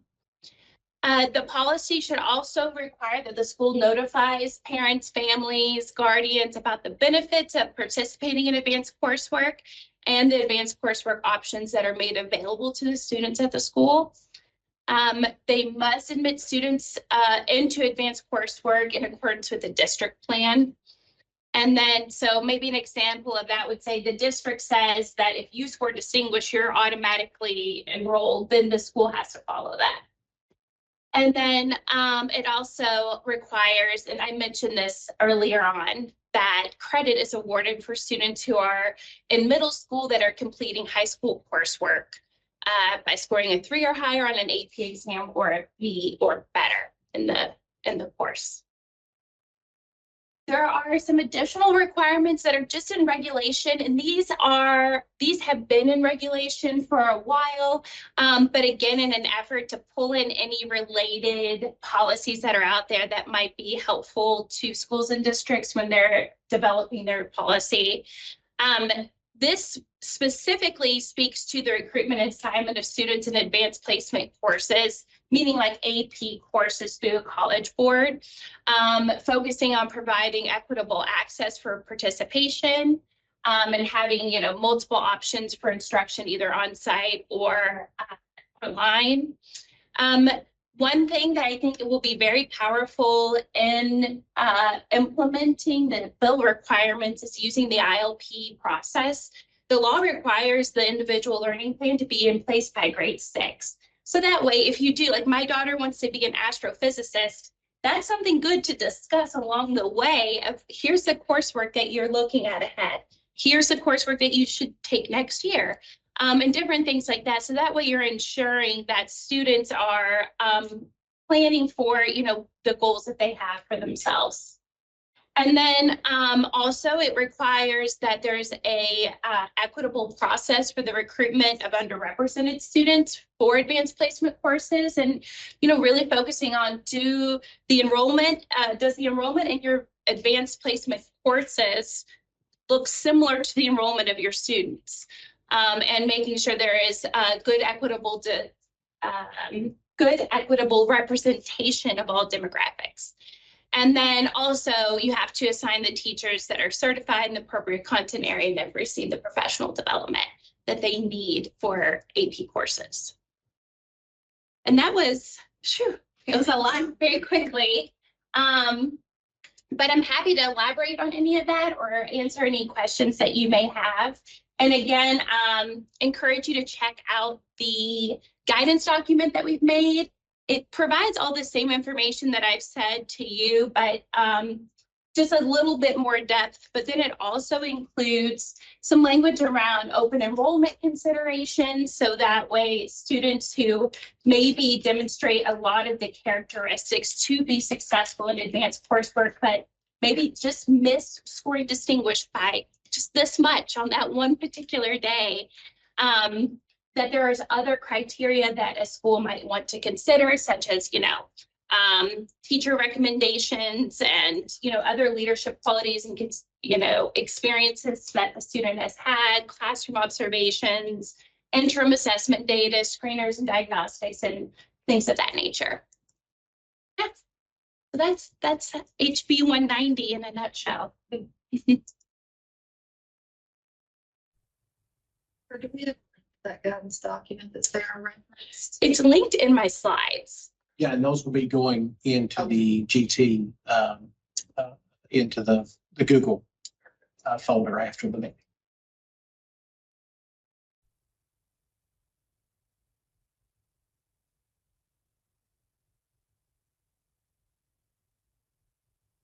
Thank you, Sarah. I don't hear any questions. Yeah. I'm so sorry. Hi, this is Hannah England. I just kind of have a question. I was honestly a little disappointed when the bill first came out and read when practicable, because I feel like that kind of gives a leeway for some districts. And speaking to my district, because I had asked them specifically about this bill and what we can do, and they kind of informed me that, well, Hannah, because of the language here and what we have been suggested, that they've been told with a policy that if your district has a working gifted and talented program, that it wouldn't necessarily be anything extra. And so that just kind of made me sad a little bit, because I feel like this is such an important bill and was going to really give some ground wave to gifted and the attention there. And so I was just kind of curious about that when practicable kind of came about, because I feel like that just kind of gave an out for some districts. So I was just kind of curious. I thought about that too myself, and just using an example, I said that my daughter completed Algebra 1 in 8th grade, and I have a colleague here who has a child also in 8th grade, scored very similarly. That school did not offer Algebra 1.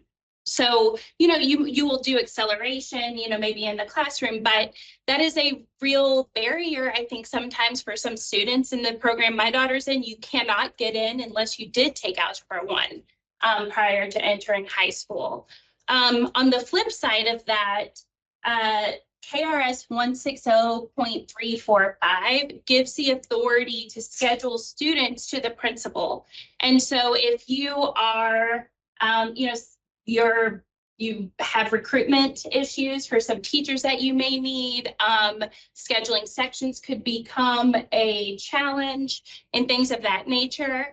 I believe that's where the intent is to provide when practicable language kind of comes into play, because if a school literally cannot afford to offer courses in all of these different areas for all of those different grade levels, which is very much the case for many schools. I think that's why the language was added. Now, that's my opinion. That makes thank you for sharing that. That makes sense, because at first I had misunderstood it as just like, oh, whenever your district feels like it. But in the context that you provided, that makes more sense. So that's good to know that it's just not giving districts a chance to not do it, but you have to do something, whatever that looks like may be different. So thank you for that clarification. You're welcome. Thank you. I read it a few times because it was just kind of odd, because they're back to back. You must do this, and it says, but when practical, the when practical language is around like courses themselves, like standalone courses. The core curriculum for advanced coursework must be offered in all of those areas for the students that are identified based on the local policy. There's not an out around that. The out really kind of comes in terms, I see it as, scheduling teachers, sections, and all of that good stuff. Sarah, curious about the quote that you had up there from the bill. It doesn't list dual credit. You said dual credit, but it didn't list it. Yeah, let me, I have a copy of the bill with me. I know dual credit is included in terms of how advanced coursework is defined and then how it's utilized throughout the bill. Dual enrollment, I think, is sometimes used in lieu of dual credit when they both exist and they're slightly different. But dual credit would still apply in this circumstance. But I think it was that very first slide you had, and it had AP, IB, and honors courses.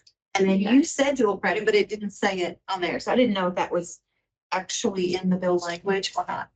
So the definition for advanced coursework itself, it says included but not limited to advanced placement, IB, and honors courses. So the not limited to gives you dual enrollment, dual credit, Cambridge International, all of those other pieces.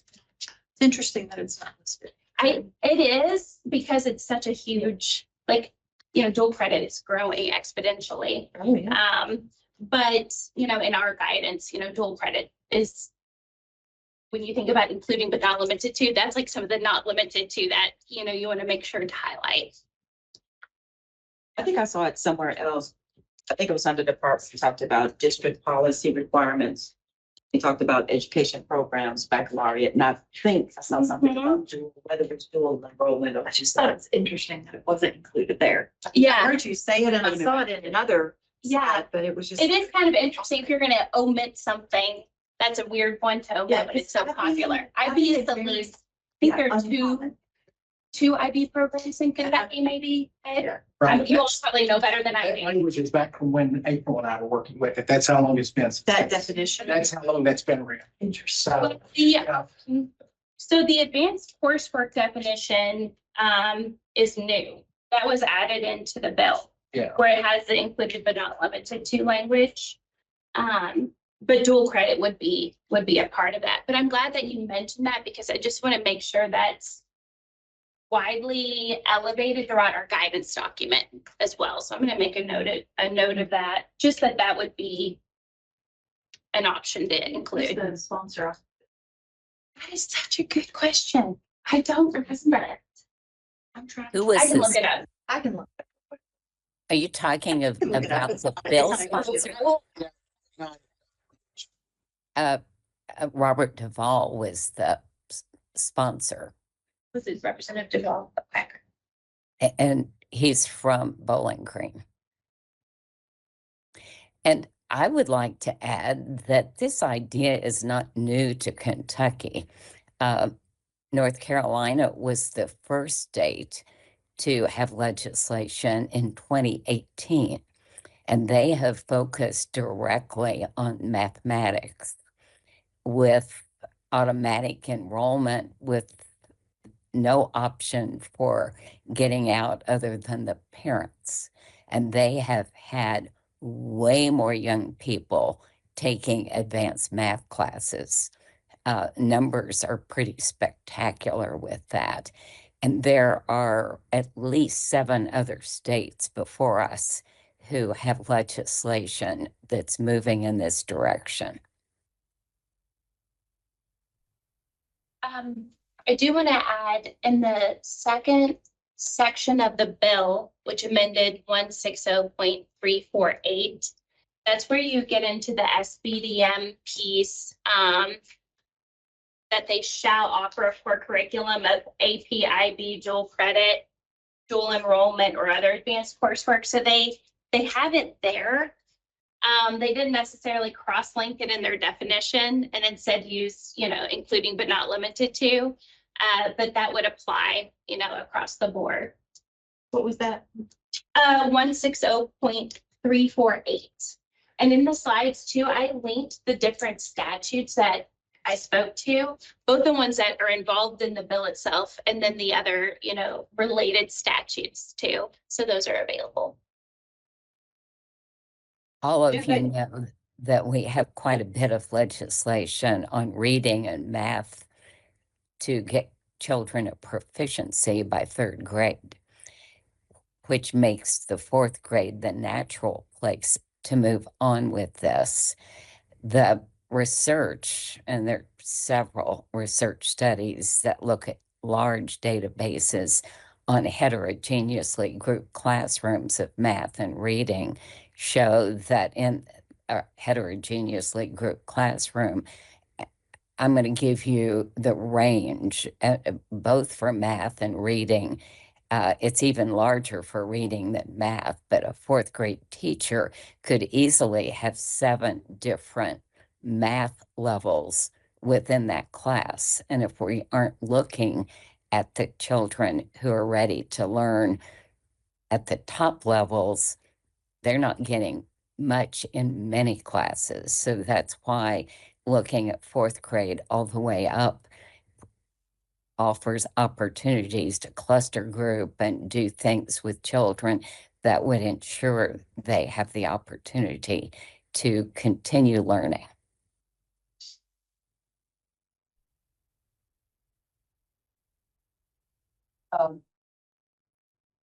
Yes. Did you want to respond to her before I asked her question? I don't know if you were.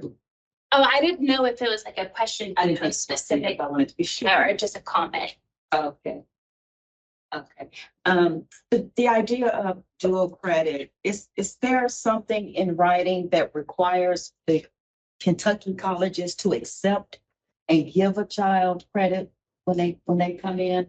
So I know that there's a, and I'll make a note to share it with Jared so we can send it along to you guys. But the Council on Post-Secondary Education manages the dual credit policy, and they do have like a transferability sort of part of their policy, and then other programmatic requirements. I personally am a little bit at a distance to that part of the policy to say for sure if it must be accepted as the exact same credit, regardless of which Kentucky public post-secondary institution you go to or not. I'm not sure, but I definitely know that that policy exists and I can get a copy of it for you guys. I would love that. Yeah. I can speak to that just a little bit. In addition to the dual credit policy, we also have a transfer policy, which is really what determines which courses are transferable and which are not. Okay. And so last year, we tightened up the language. It's always been tied around CTE courses.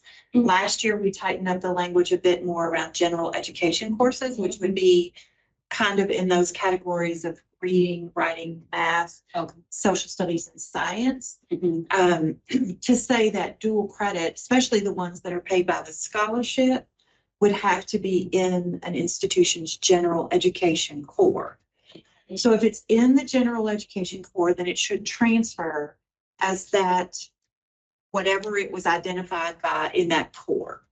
So I'll give you an example of, like, there are different types of history courses.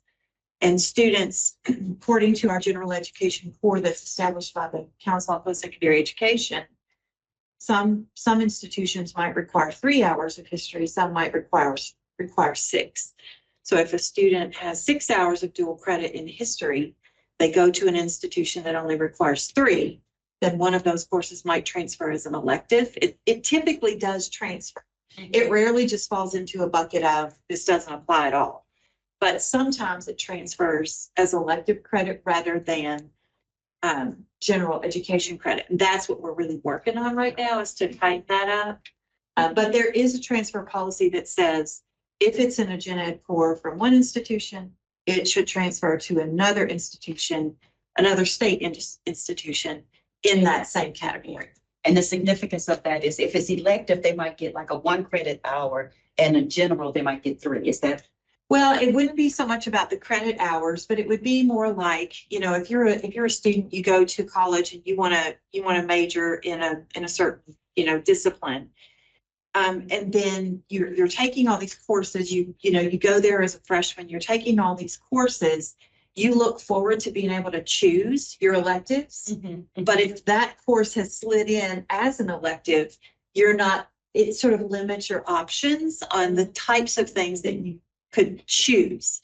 So even though you still get credit for it, and it counts and it saves you money in the long term, it can be limiting to students because they don't have all the options available to them in the elective space. So, you know, we would like to see more dual credit aligned to the general education requirements so that students still have a full slate of choices on those electives when they actually get into their program. I like that. Can I ask just one more? Absolutely. Okay, so like AP might say you have to have a 3 or above.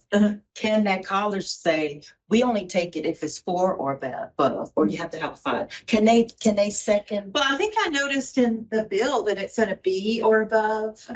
Our dual credit attainment goal says C, because that's what most colleges would accept as a passing grade on it. I haven't heard of an adjustment in what's accepted for credit in AP being a 4 or a 5 versus a 3. I haven't seen that before, but I haven't actually looked to see if that's in law somewhere or if that's a college board policy or not. I'm not sure. I think that's a good question. But it sounds like there are efforts, and this might already be in part of their policy, and I don't know. But if you take English 101 at Western, it should count for English 101 at U of L, right? Or whatever it is, like that should count. And I know when I worked in high school, like AP courses sometimes would not, like English composition did not necessarily mean whatever college you were going to, you're getting English credit for it. I mean, that's a bad example because it usually works out, but that does happen.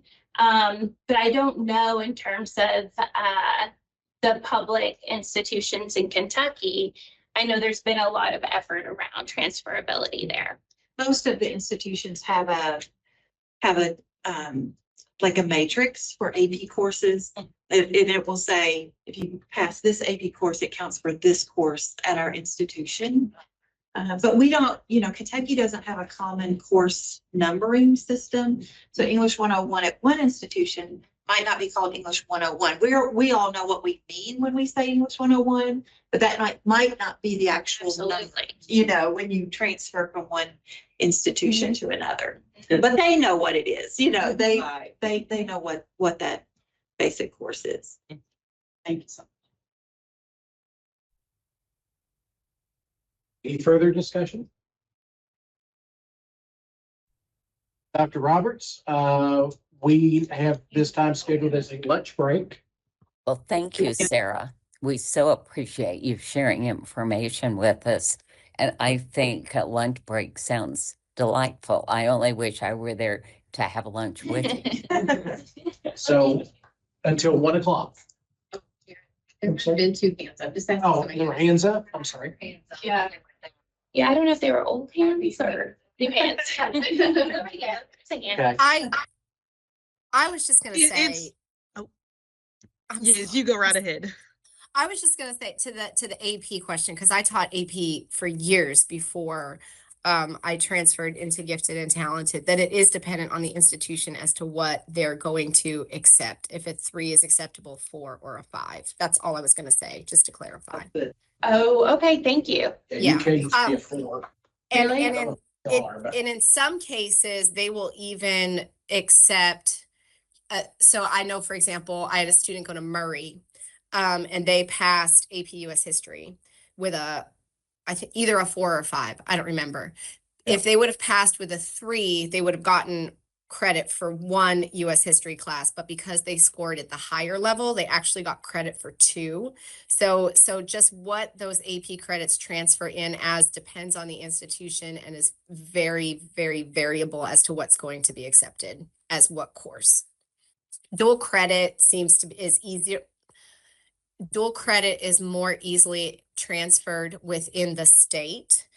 But if students are going out of state, AP transfers a little bit better, is what I have discovered anecdotally working with my students. Agree with that from my experience. All right, I didn't mean to have somebody else take their hand in. I apologize, I didn't see them. Anybody else?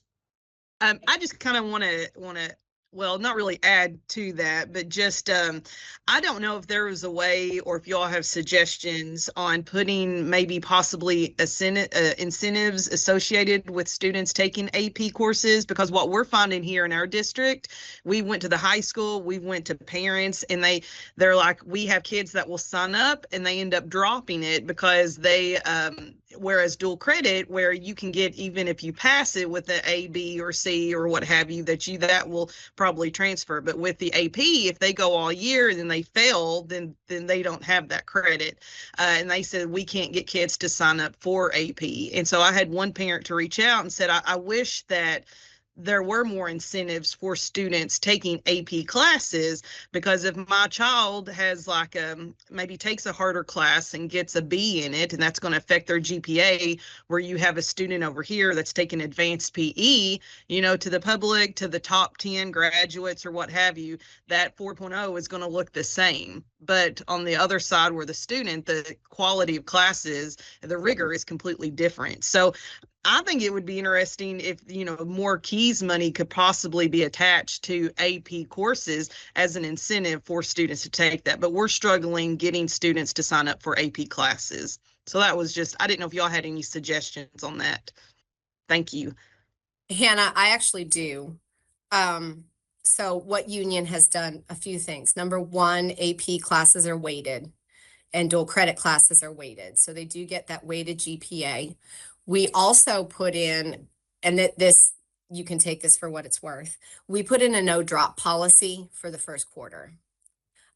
Because the level of rigor is higher than what students are used to. They take that first test, they don't do as well as they anticipated, and that knee-jerk reaction is, I'm going to drop out of the class, or I'm not going to do this ever again. So the no drop policy for the first quarter gives them a chance to acclimate to the class before they drop.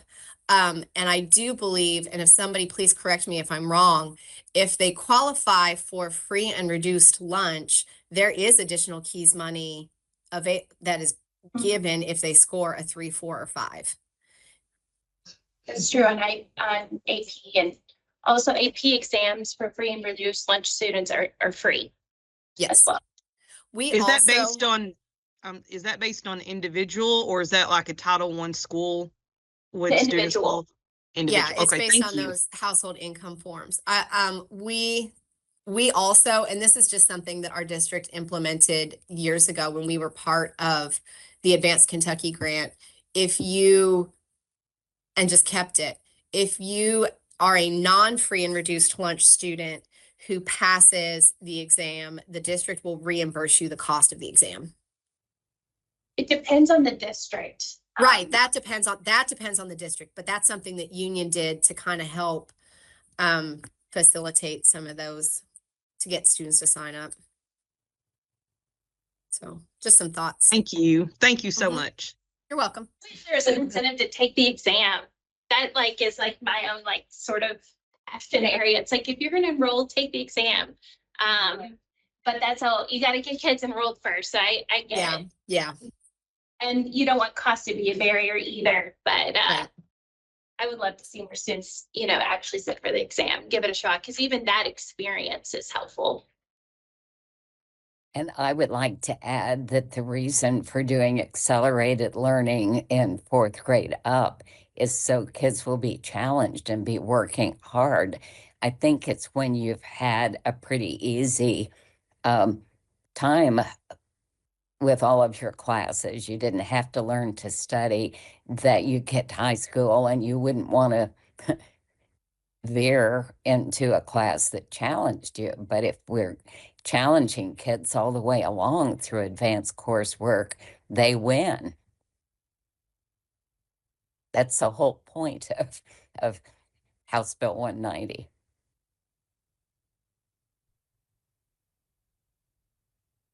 I can't see hands. Any other hands up?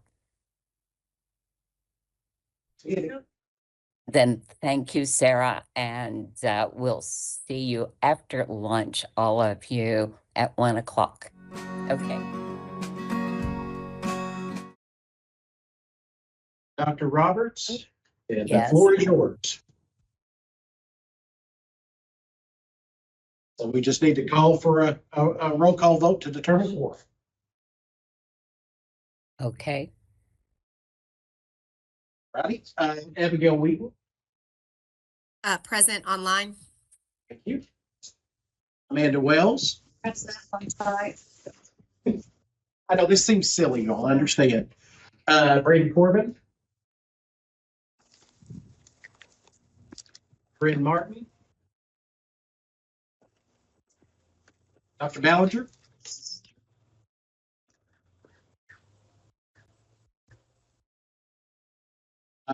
Cassidy Rosenthal.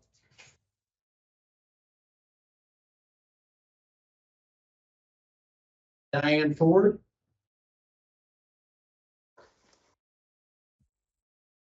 Hannah England. Present online. Okay. Jeannie Lee.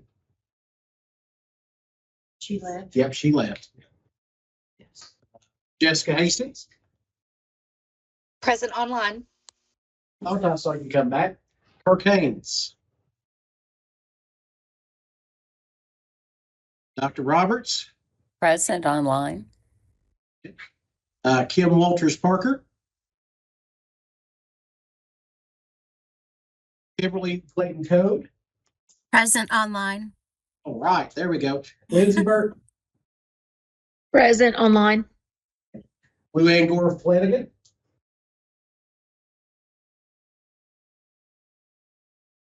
Mason Dye. Pauline Covington. Present online. John A. McKnight. Okay.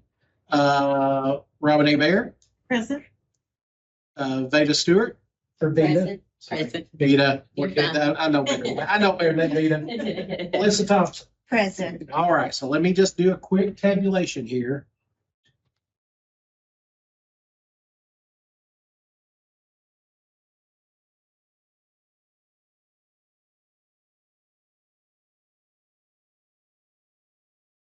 Do not have quorum at this point in time. And I'm sure some. So I need a motion to adjourn until such time as we have quorum. We have 9. So Jared, do you think some of the people have simply not gotten back from lunch? I think so. What we can do is, this is not, the next item is a presentation, so there's nothing required. So what we can do is, after we have somebody else join, we can redetermine quorum. Okay, so we'll just continue on for the moment. Yeah. So Okay. I need to hear a motion to adjourn for lack of quorum for the official. Oh, hang on, hold on, We are. hold on. In. Bryn Martin, There we go. Present. we have a quorum. Oh, yay. All right. Yay. Lost. Sure. Ex officio sometimes. She's ex officio. So not a voting member then? Okay. Okay, that's why I was. No, we have 10 voting members. We had So 9. Now we have 10. So let me welcome you all. Yeah. Okay. Go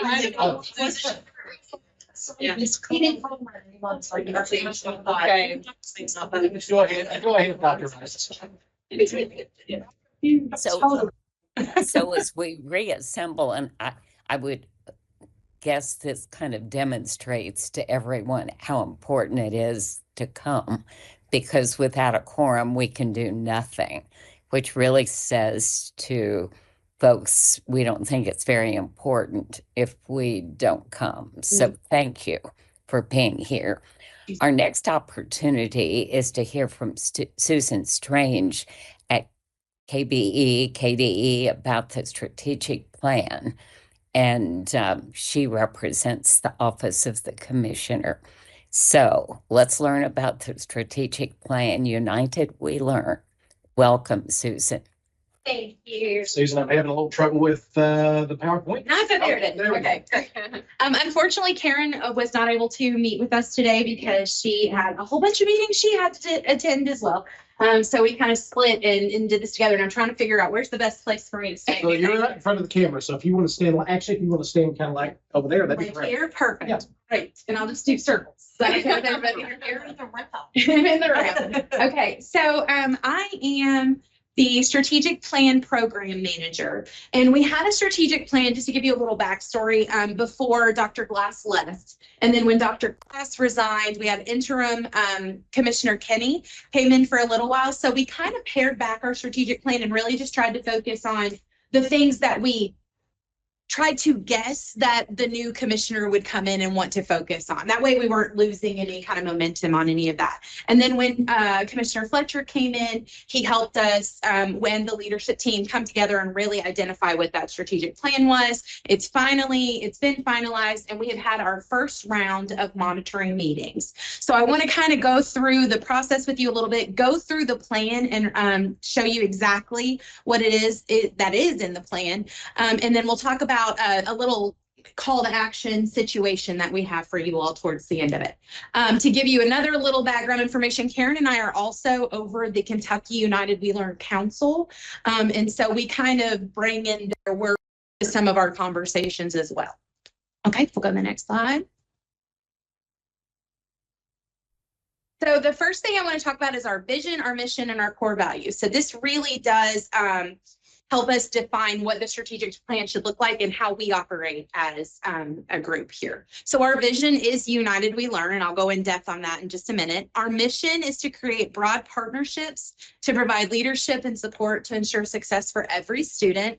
And then our core values are equity, student success, collaboration, integrity, and innovation. And these core values should be how we operate every time. And any decision we make should be surrounded by our core values. They should drive those decisions.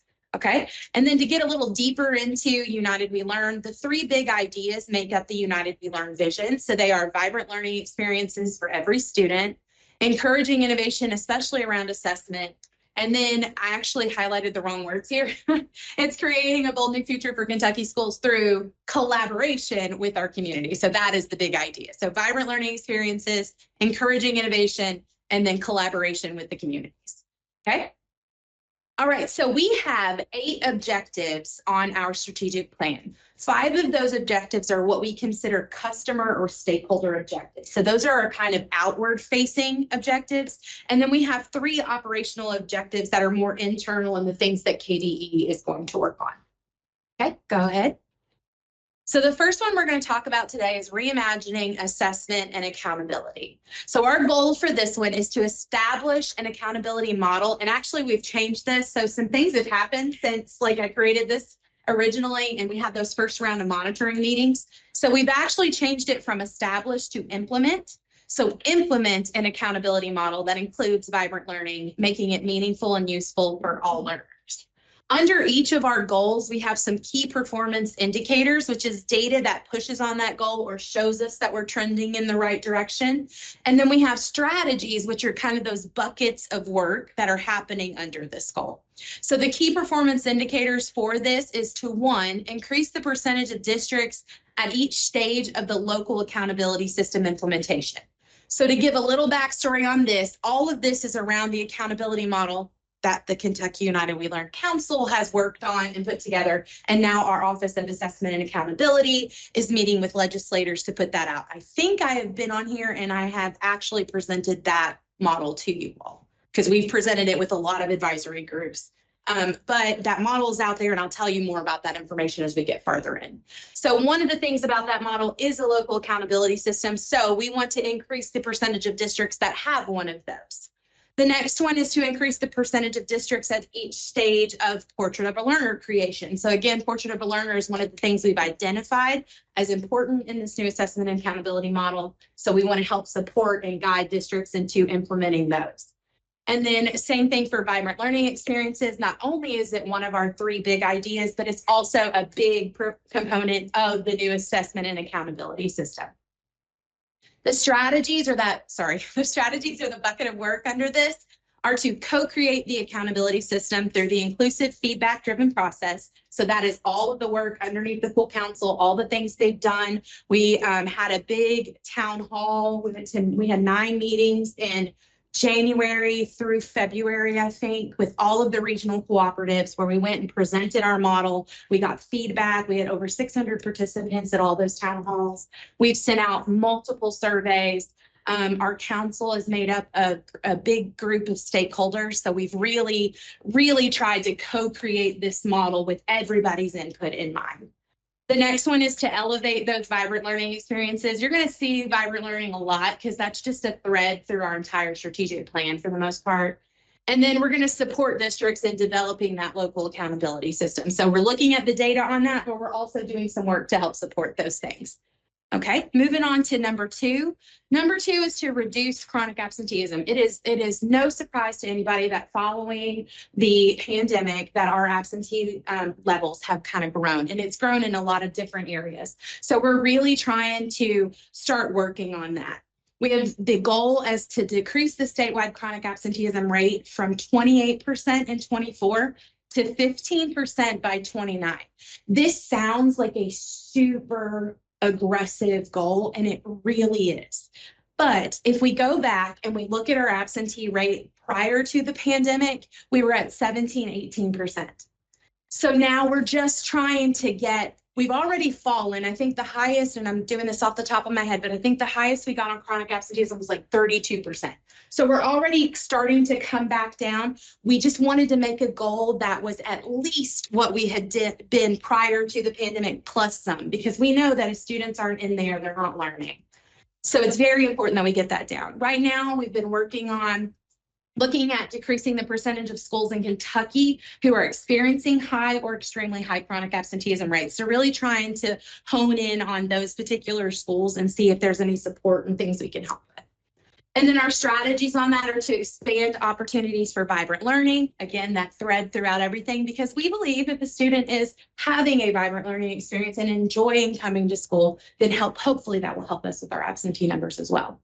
We're going to empower educators to support at-risk students. And then we also want to engage in those proactive communications with the family and community. You all may have seen we have a huge chronic absenteeism campaign. We just rolled out the third installment of that, and we will roll out another one at the start of the next semester. So we have billboards, we have media spots like commercials that have gone out. There are You Matter and chronic absenteeism stickers on the sides of the buses in Lexington, and I want to say Louisville as well. And then of course we've got billboards all over the state of Kentucky, and we're really trying to bring awareness to what chronic absenteeism is and what parents and families can do to help us combat this, because this is not just in us, this is in everybody. Okay. The third one is to improve early literacy. So goal number 3, increase third grade Kentucky summative assessment reading proficiency. We want to go from 47% in 2024 to 60% by 2029. Again, another lofty goal, but we just really want to. We've got a lot of things that are in place for early literacy that are going to help us push on this goal. The reading academies have really kicked off the cohorts for that, the letters program. So there's a lot of things happening around this, and we really think that even though that's a lofty goal and it's a stretch, we really hope that we can get to that. Our key performance indicators on this is to decrease the third grade novice in reading. We want to increase the number of educators participating in those reading academies. We want to reduce the need for reading improvement plans because the students are making that accelerated progress toward that reading. And so we want to be like, oh, they don't need it anymore. And we want to see a reduction in those numbers. We want an increase in the implementation of early literacy screening assessments, and we want an increase in the implementation of literacy diagnostics. So we want to see those tools being used.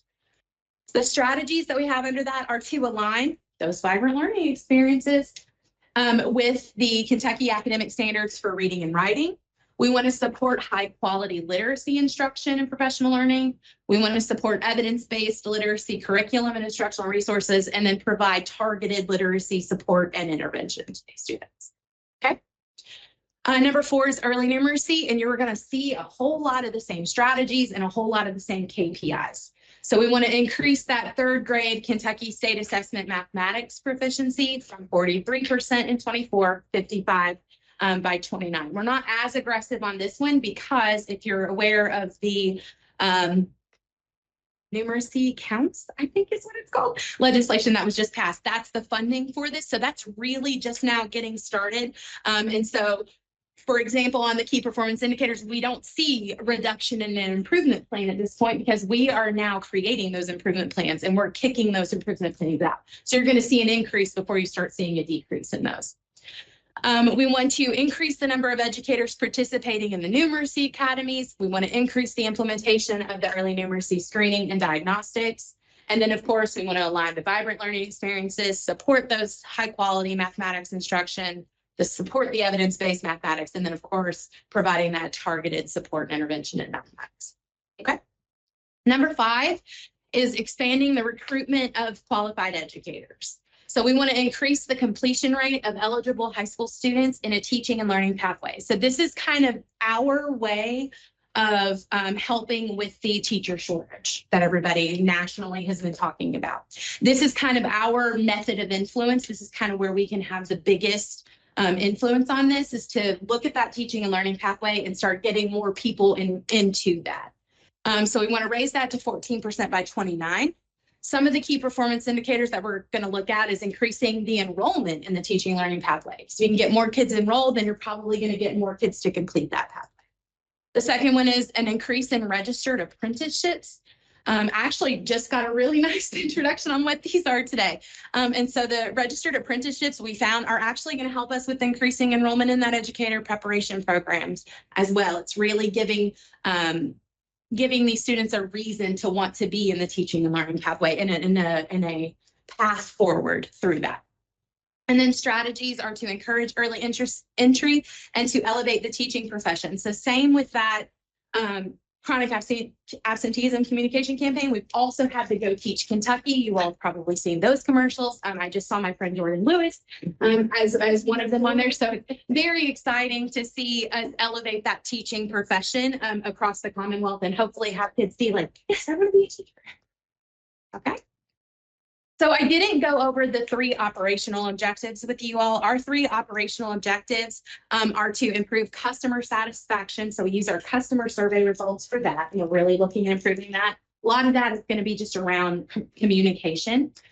We want to build leadership capacity. So we want to start giving people at KDE other opportunities to build their leadership skills. And then the third one is to organize our process management system here at the department, just getting everybody on the same page with that. So those are our 3 operational ones. So information and next steps on the strategic plan. We have a strategic plan webpage, which I've shared the website with you all here. And the strategic dashboard is in development right now. Once it's created, it will either live on the strategic plan webpage, or there will be a link on the webpage to the dashboard. But the dashboard is going to be very dynamic, and that's why it's taking us a bit to build it. All of the KPIs are going to be in there. All the goals are going to be on there, and it's going to be very transparent with what's happening under each of these goals and the data surrounding all of that. And then our monitoring plan, I told you we've done our first round of monitoring meetings for all of these. The way that these work is we meet as a goal team. So I told you all the strategies that were under each of those goals.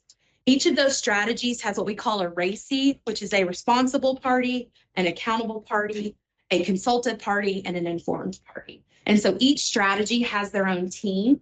And then we come together, all those strategies, to talk about that goal as one. And that really helps us with cross collaboration, finding gaps, maybe duplicated work, maybe, hey, we do this thing over here. It's like, oh, I need that information for this other thing I'm doing. So it's really helping us not be so siloed in our offices and bringing people together. Okay. And then this is kind of our call to you. So as I told you, Karen and I are also over the Kentucky Anatomy Learner Council. Our very first goal is about the new assessment and accountability system. It is in with legislation right now. And so that's one of our big things that we need people to kind of help us champion and advocate for. We're very proud of this system. As I told you, it was created as a co-collaborative effort with stakeholders all across the Commonwealth, educators, family, community. It started with the listening tour back in, I think, 21. And so it's really been a ground up, like a roots kind of movement here. So what I've put together for you all is a why this matters. So this new system, and I chose educators for this one, but we have different ones for families, students, community, business. But this one is particularly around educators, so it gives more autonomy and support. The system's focused on student experience, and your leadership is central to making that happen. The changes will help students build the skills that local business leaders are already asking for. So what you can expect is an increased investment in professional learning, opportunities to lead and shape your local assessment model, and greater clarity, specificity, and transparency as the implementation unfolds. How you can be a part of this so you can engage in professional learning on assessment and vibrant learning. Our Division of Innovation and our regional innovation specialists have already been going out, and having these vibrant learning, I think they're calling them like sessions, where they're bringing people in and giving examples and trainings and letting people present on it and why it's important. And so we're really trying to go ahead and get some of that out there. We want to share examples of student work and those real learning outcomes. We want to collaborate with families, community members, and business leaders, and then stay involved in shaping your district's approach. So part of the new assessment and accountability system is that big local accountability section, and that has to be created through the community and the district. So really getting involved in that and saying, like, here's what I think is important, here's what I think we should do. So really getting into that. So then this here is the Future of Assessment and Accountability webpage. So you can visit that webpage, and then the model framework information sheets are all those sheets that I told you. That information I just shared on that last slide is also in that sheet. And then there's one for students, one for families, one for community and business.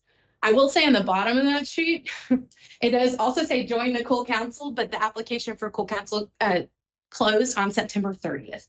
So Cool Council is full for now, but later, maybe later. And so that one is not active anymore. And I think that's all I had, unless you all have any questions for me. Oh, yes, please. I'm really concerned about this idea. There are some policies that have been submitted to trying to hold parents accountable when those students aren't coming to school. So I'm just wondering, what is your opinion of overly threatening to send them to jail? Do you think that's effective? And what happens when they're gone to the kids, and how do they get to school? It just doesn't sound thought out for what's best for the student, but there should be some accountability. Could you address that? So that's not really written in our plan. Most of what we're focusing on is just awareness and bringing resources to families that maybe are in that situation where they are missing much. It's not really, we're not focused on what should happen in the aftermath. We're focused on how can we prevent that to begin with. So I don't really have an answer to that. But that's not us. We're not putting a focus on that, I guess is the way to say it. Can I ask another? Yes, please. Have you had a chance to look and see where the highest absenteeism rate when you compare elementary school, middle school, and high school? Yes, and this is all off the top of my head. I don't have that data in front of me right now. I do know that since the pandemic, we've seen a rise in elementary school. Most chronic absenteeism prior to the pandemic happened at the high school level, and now we're seeing a rise in that K-2 frame. So that's another one of the things that we're trying to do, is to really push the importance of being in school. Because a lot of times you'll hear them say, they're in kindergarten, they don't need to, do you know what I mean? And so it's really about pushing that. Yes, they do. They've missed this entire lesson. Like, it's really about, we're trying to be more preventative on the front end and really help with those resources and push the importance of school to those students. But off the top of my head, that's where I think that we're seeing the rise. It's the high school and the early elementary school students.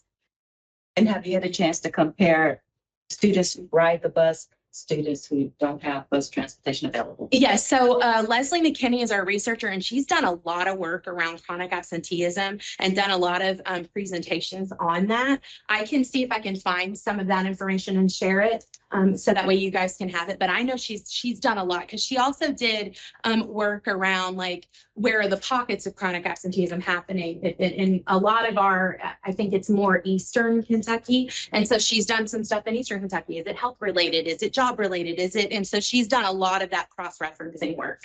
We've really dug into that a lot.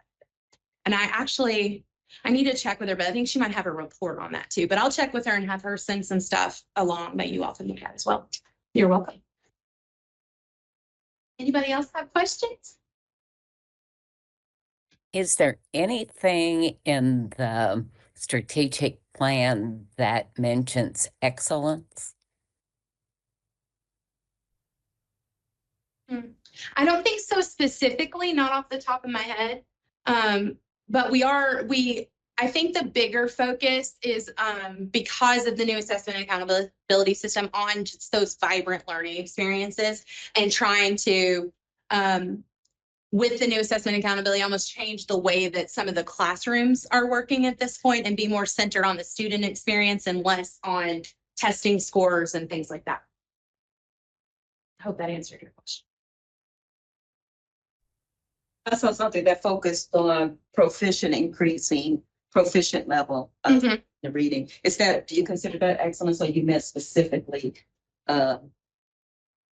Well, I guess for me, proficiency is one stop along an educational journey, but it is not the end point. For any student who is ready to be learning above grade level, they need ongoing opportunities to do that. Yeah, I don't think that there is anything specific to that. It's mainly, like you said, like our goals around literacy and numeracy are around raising that proficiency score, because that's the data we have right now. Now that goal might change with this new assessment and accountability system when the test scores are not necessarily all we're looking at. Does that make sense as well? So I think that we're looking at a new system in which maybe we could then start saying, okay, now how do we push them above this level into something more?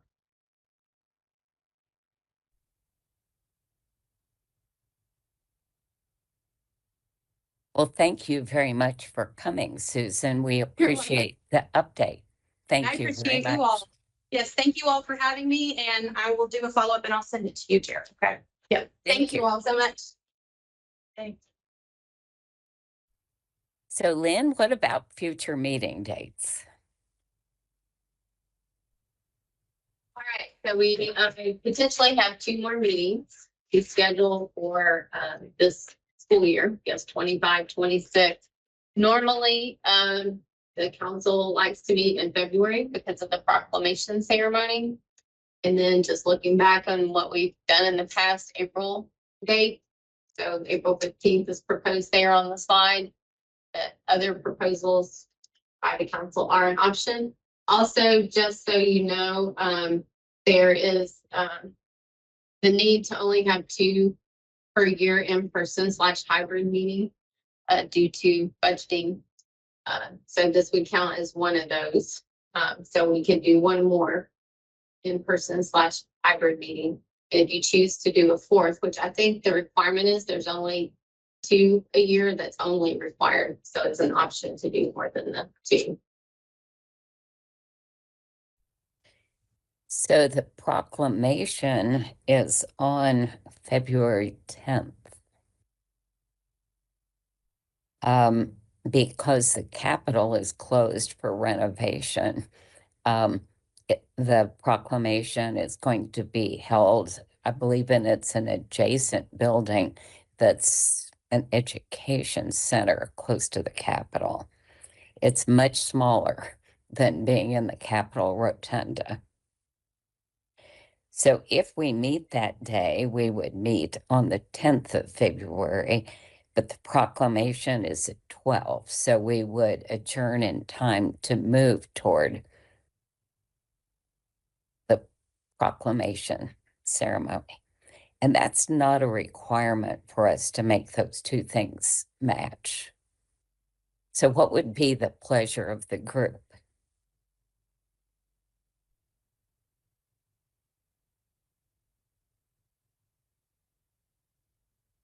I like the idea of it being in person so we can go to the meeting afterward, but the weather is such a big part of that too, and it's good for people to have that option if they can't get out and we won't have to cancel the meeting.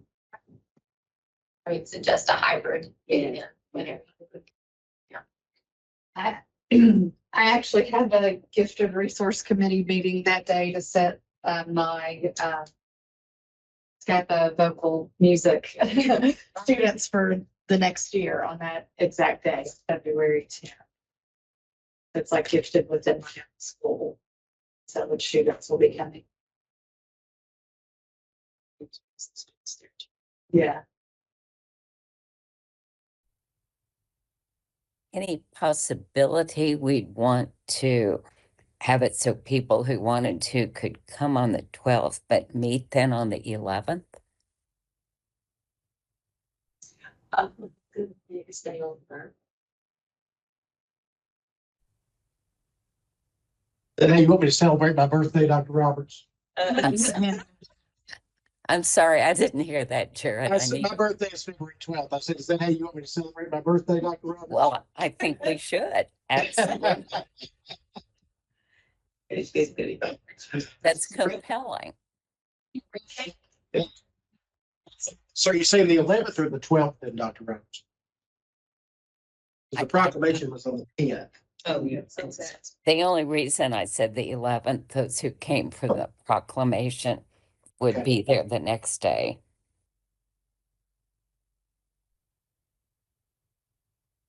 And that wouldn't conflict with the meeting that was mentioned.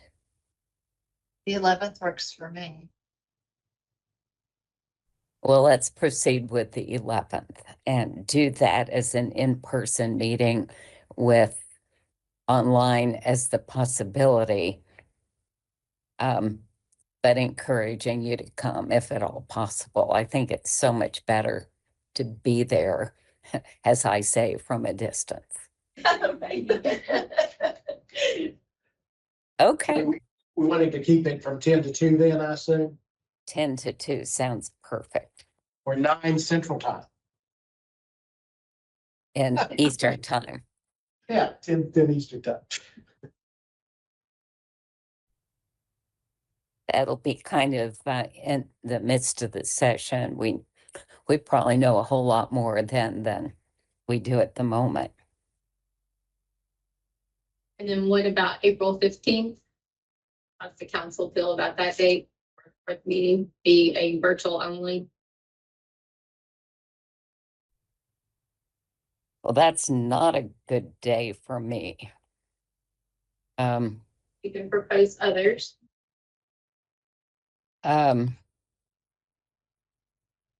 we do it Monday the 13th? Mondays are held for our internal meetings here for the majority of the day. So unfortunately, I couldn't participate more than likely. Well, what about moving to the next week and doing it April 21st? It's a Tuesday. Yes, Tuesday. Is that okay with folks that pretty far out? In some ways, that far out, it's easier to say sure. 21st doesn't work for me, but I'm not part of the quorum, so if it's good for everybody else, I just want you to miss that.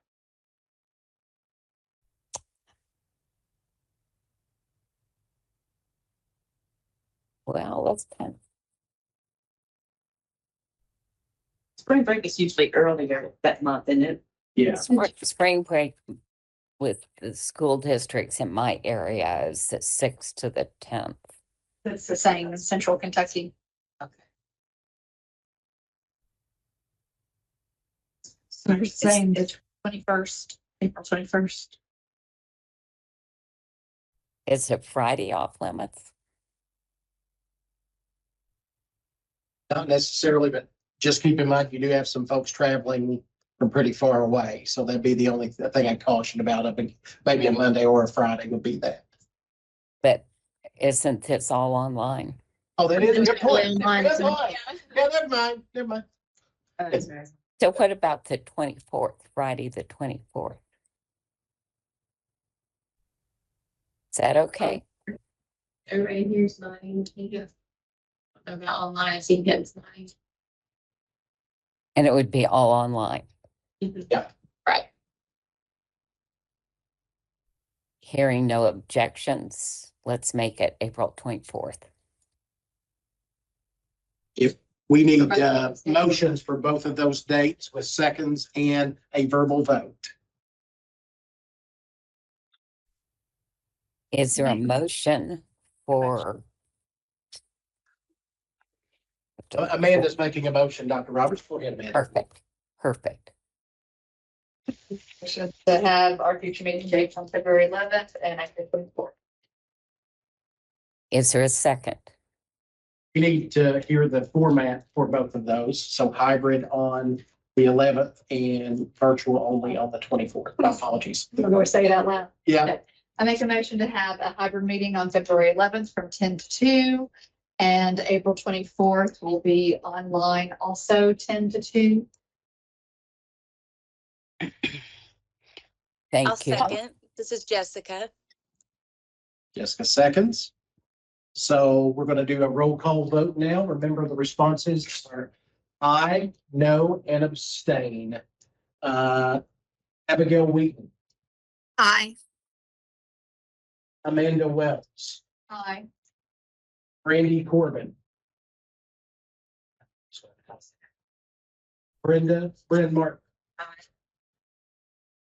Dr. Ballinger, Aye. Cassidy Rosenthal,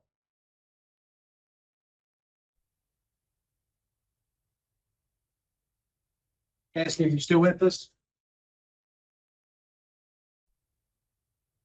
Diane Ford, Hannah England, Aye. Jeannie Lee,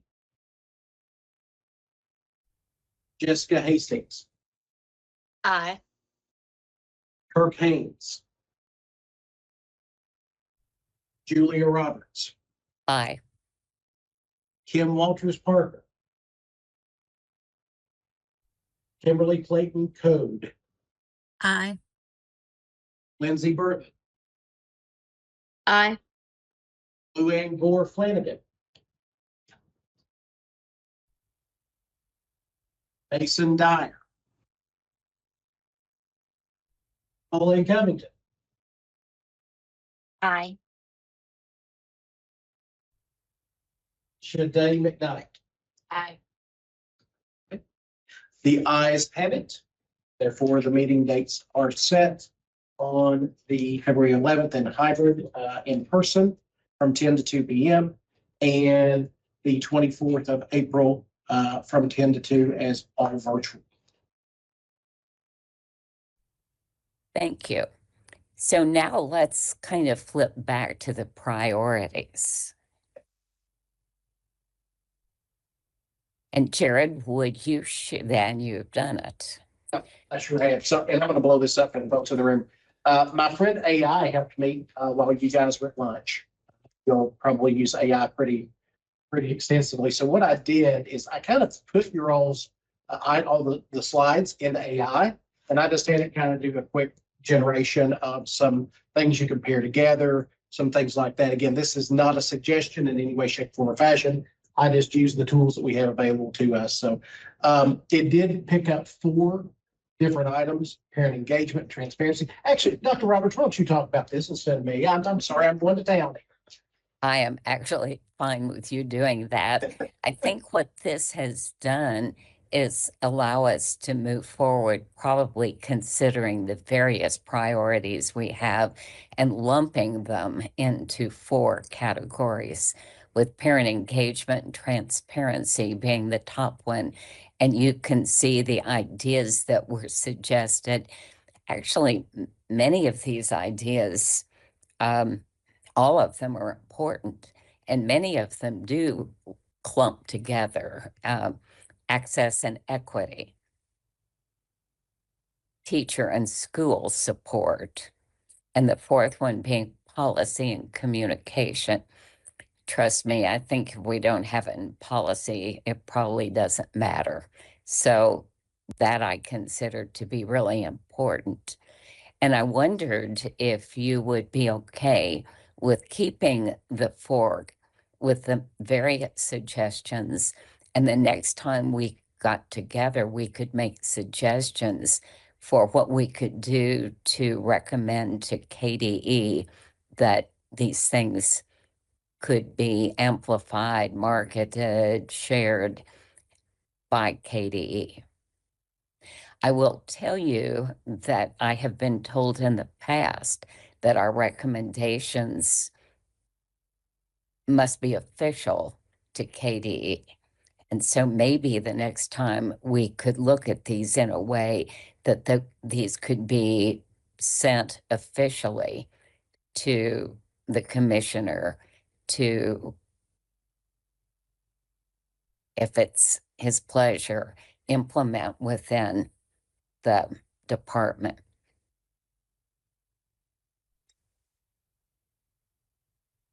Anyone want to question keeping the 4 and discussing them in detail then at the next meeting and making recommendations?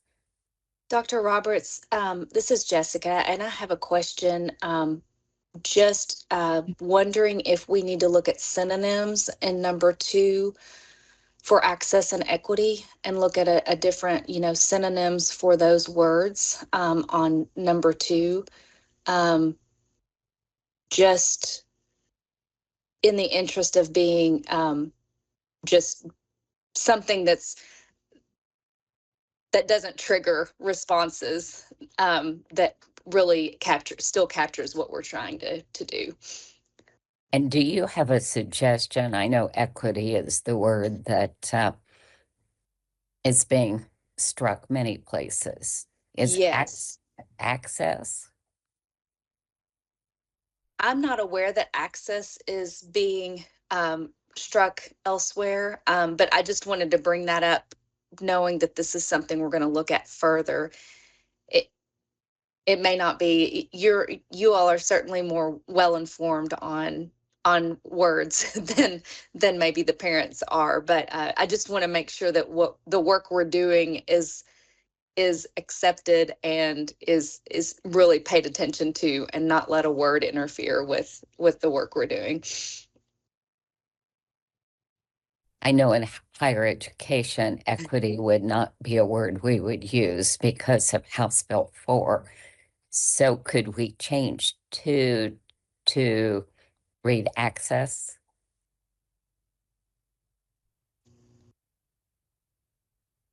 Be access and accountability.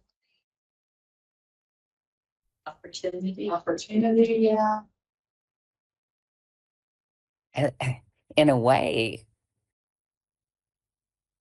part of 2 is awareness. Mm-hmm.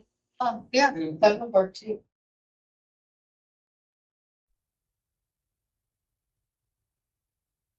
Thank you. I appreciate that. Thanks for considering. Well, I think that's a timely suggestion. Do we have a preference on those 3? I know we've got 3 different proposals kind of set out. I might say awareness and opportunity. What are other? Awareness and opportunity match with the bullet items underneath.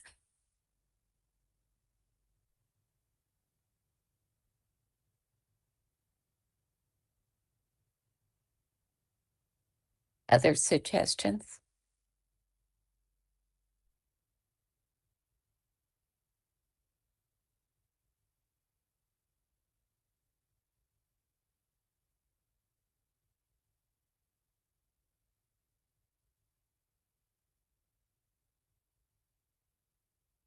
These really are important considerations for us.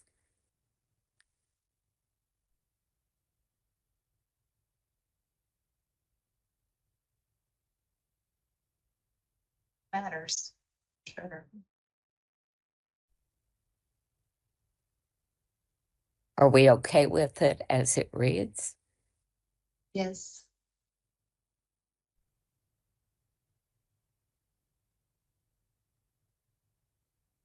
I'll put it on the screen.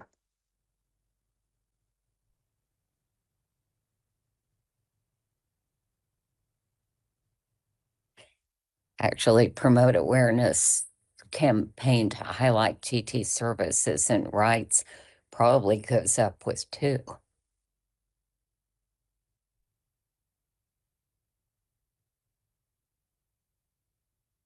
We want to move that. Once you do it, let us look at it there. I can do that.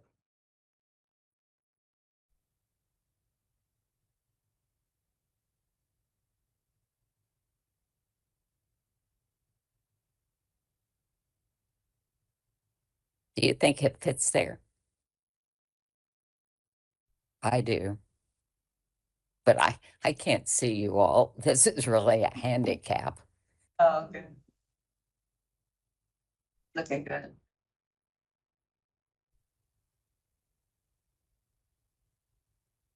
So number 4 now has policy and communication, but it only has communication as a sub-item. Yes, it does. And does communication tie in with awareness above? I don't know. I think maybe it does. It's all about it. Mhm. What happened?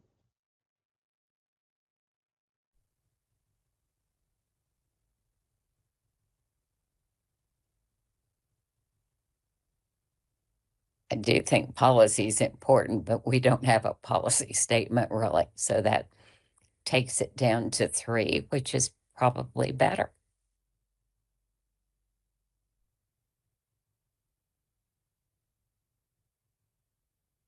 Jared, I'm sure you'll send these out to everyone who's here and not here. And that could be one of the first things we do when we meet in February, fine tuning and making sure that these really are our priorities as we want to communicate them with the commissioner. Other comments?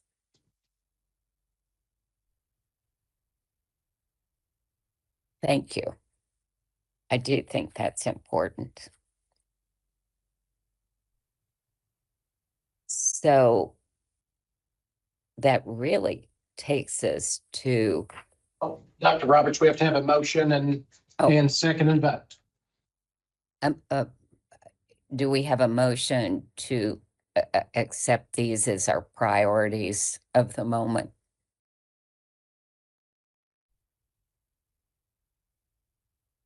Sure. Abigail Wheaton will make a motion. Thank you. And a second? Carrie Ballinger, I'll make the second. Thank you. And I think this probably is a voice vote. Is that correct? No, Jared? this has to be an individual one because of the nature of the item. So call the roll. Here we go again. Responses are aye, nay, and abstain. Abigail Wheaton, Aye. Amanda Wells, Aye. Brandy Corbin, Bryn Martin, Aye. Carrie Ballinger, Aye. Cassidy Rosenthal, Aye. Diane Ford, Hannah England. Can you repeat again, Hannah? You cut out. Oh, I'm sorry. Thank you. Jeannie Lee. Jessica Hastings. Aye. Kirk Haynes. Julia Roberts. Aye. Kim Walters Parker. Kimberly Clayton Code. Aye. Lindsay Berkeley. Aye.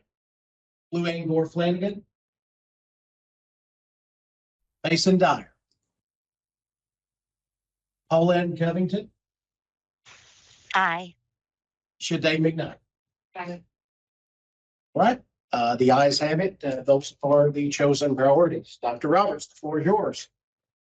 So just as a couple of closing remarks, advanced content has been funded as a national research center. The main institution doing this is Johns Hopkins, and Jonathan Plucker is the director. So it's a research center on advanced content. I do believe this is a priority for the U.S. Department of Education. And so what House Bill 190 does puts us kind of right in the forefront of what's happening. Perhaps a month ago, the Federal Register requested comment on advanced content. So at a time that I'm pretty unaware of lots of priorities for the U.S. Department of Education, maybe even any other priorities, advanced content is a priority. I think that's important for us to keep in mind. And I would want to highlight the fact that House Bill 190 is not just about gifted children. It's about any student who is ready to do advanced learning in one of the content areas or several of the content areas. So districts really should not be limiting this to what gifted student services are. It's more of an opportunity than that. And I would like to make just one comment on standards. It's almost been a few months since the initial teacher standards on gifted education were accepted by CAPE, which is a national accrediting organization. And Justin Mitchell, who's on Education Professional Standards Board, took those revised standards to a meeting, and they were accepted without any vote because we're a Cape State. And so they were simply substituted for the standards in 2013. So anyone with a graduate program preparing initial teachers in gifted education should be following those particular standards. And they probably are. What was new to me was the fact that they automatically replaced the previous ones because they were accepted by CAPE. So before we adjourn, is there anything you would like to know that we've talked about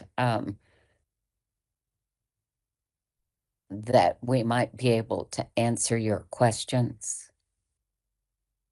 You are the folks who really are the experts. You can share information with your colleagues, with people you work with, people you know.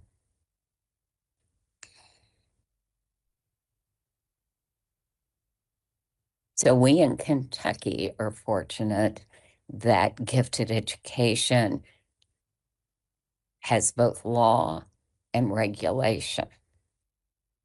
And although House Bill 190 is it's law tied to regulation, and it's not just for gifted kids, it does include our gifted kids. And then we need to make sure that we're offering opportunities for advanced learning to any student who is ready to do that. Those are my comments as we conclude our meeting. I am so glad that we had a quorum and could meet when we couldn't meet earlier in the fall for lack of a quorum. I think that's pretty sad. I think we have work to do, information to share that we must always do our very best to pave the way for attendance at advisory council meetings. And I appreciate you being here. And Jared, I think you have some closing comments. Yeah, can we do a prompt just really quickly if there's any additional new business, Dr. Oh, Dr. sure. Brown? Yeah. Is there new business?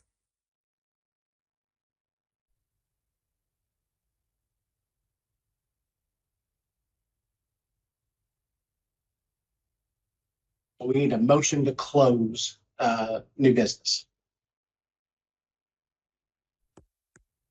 Is that a motion to adjourn or? No, this is the motion to close new business.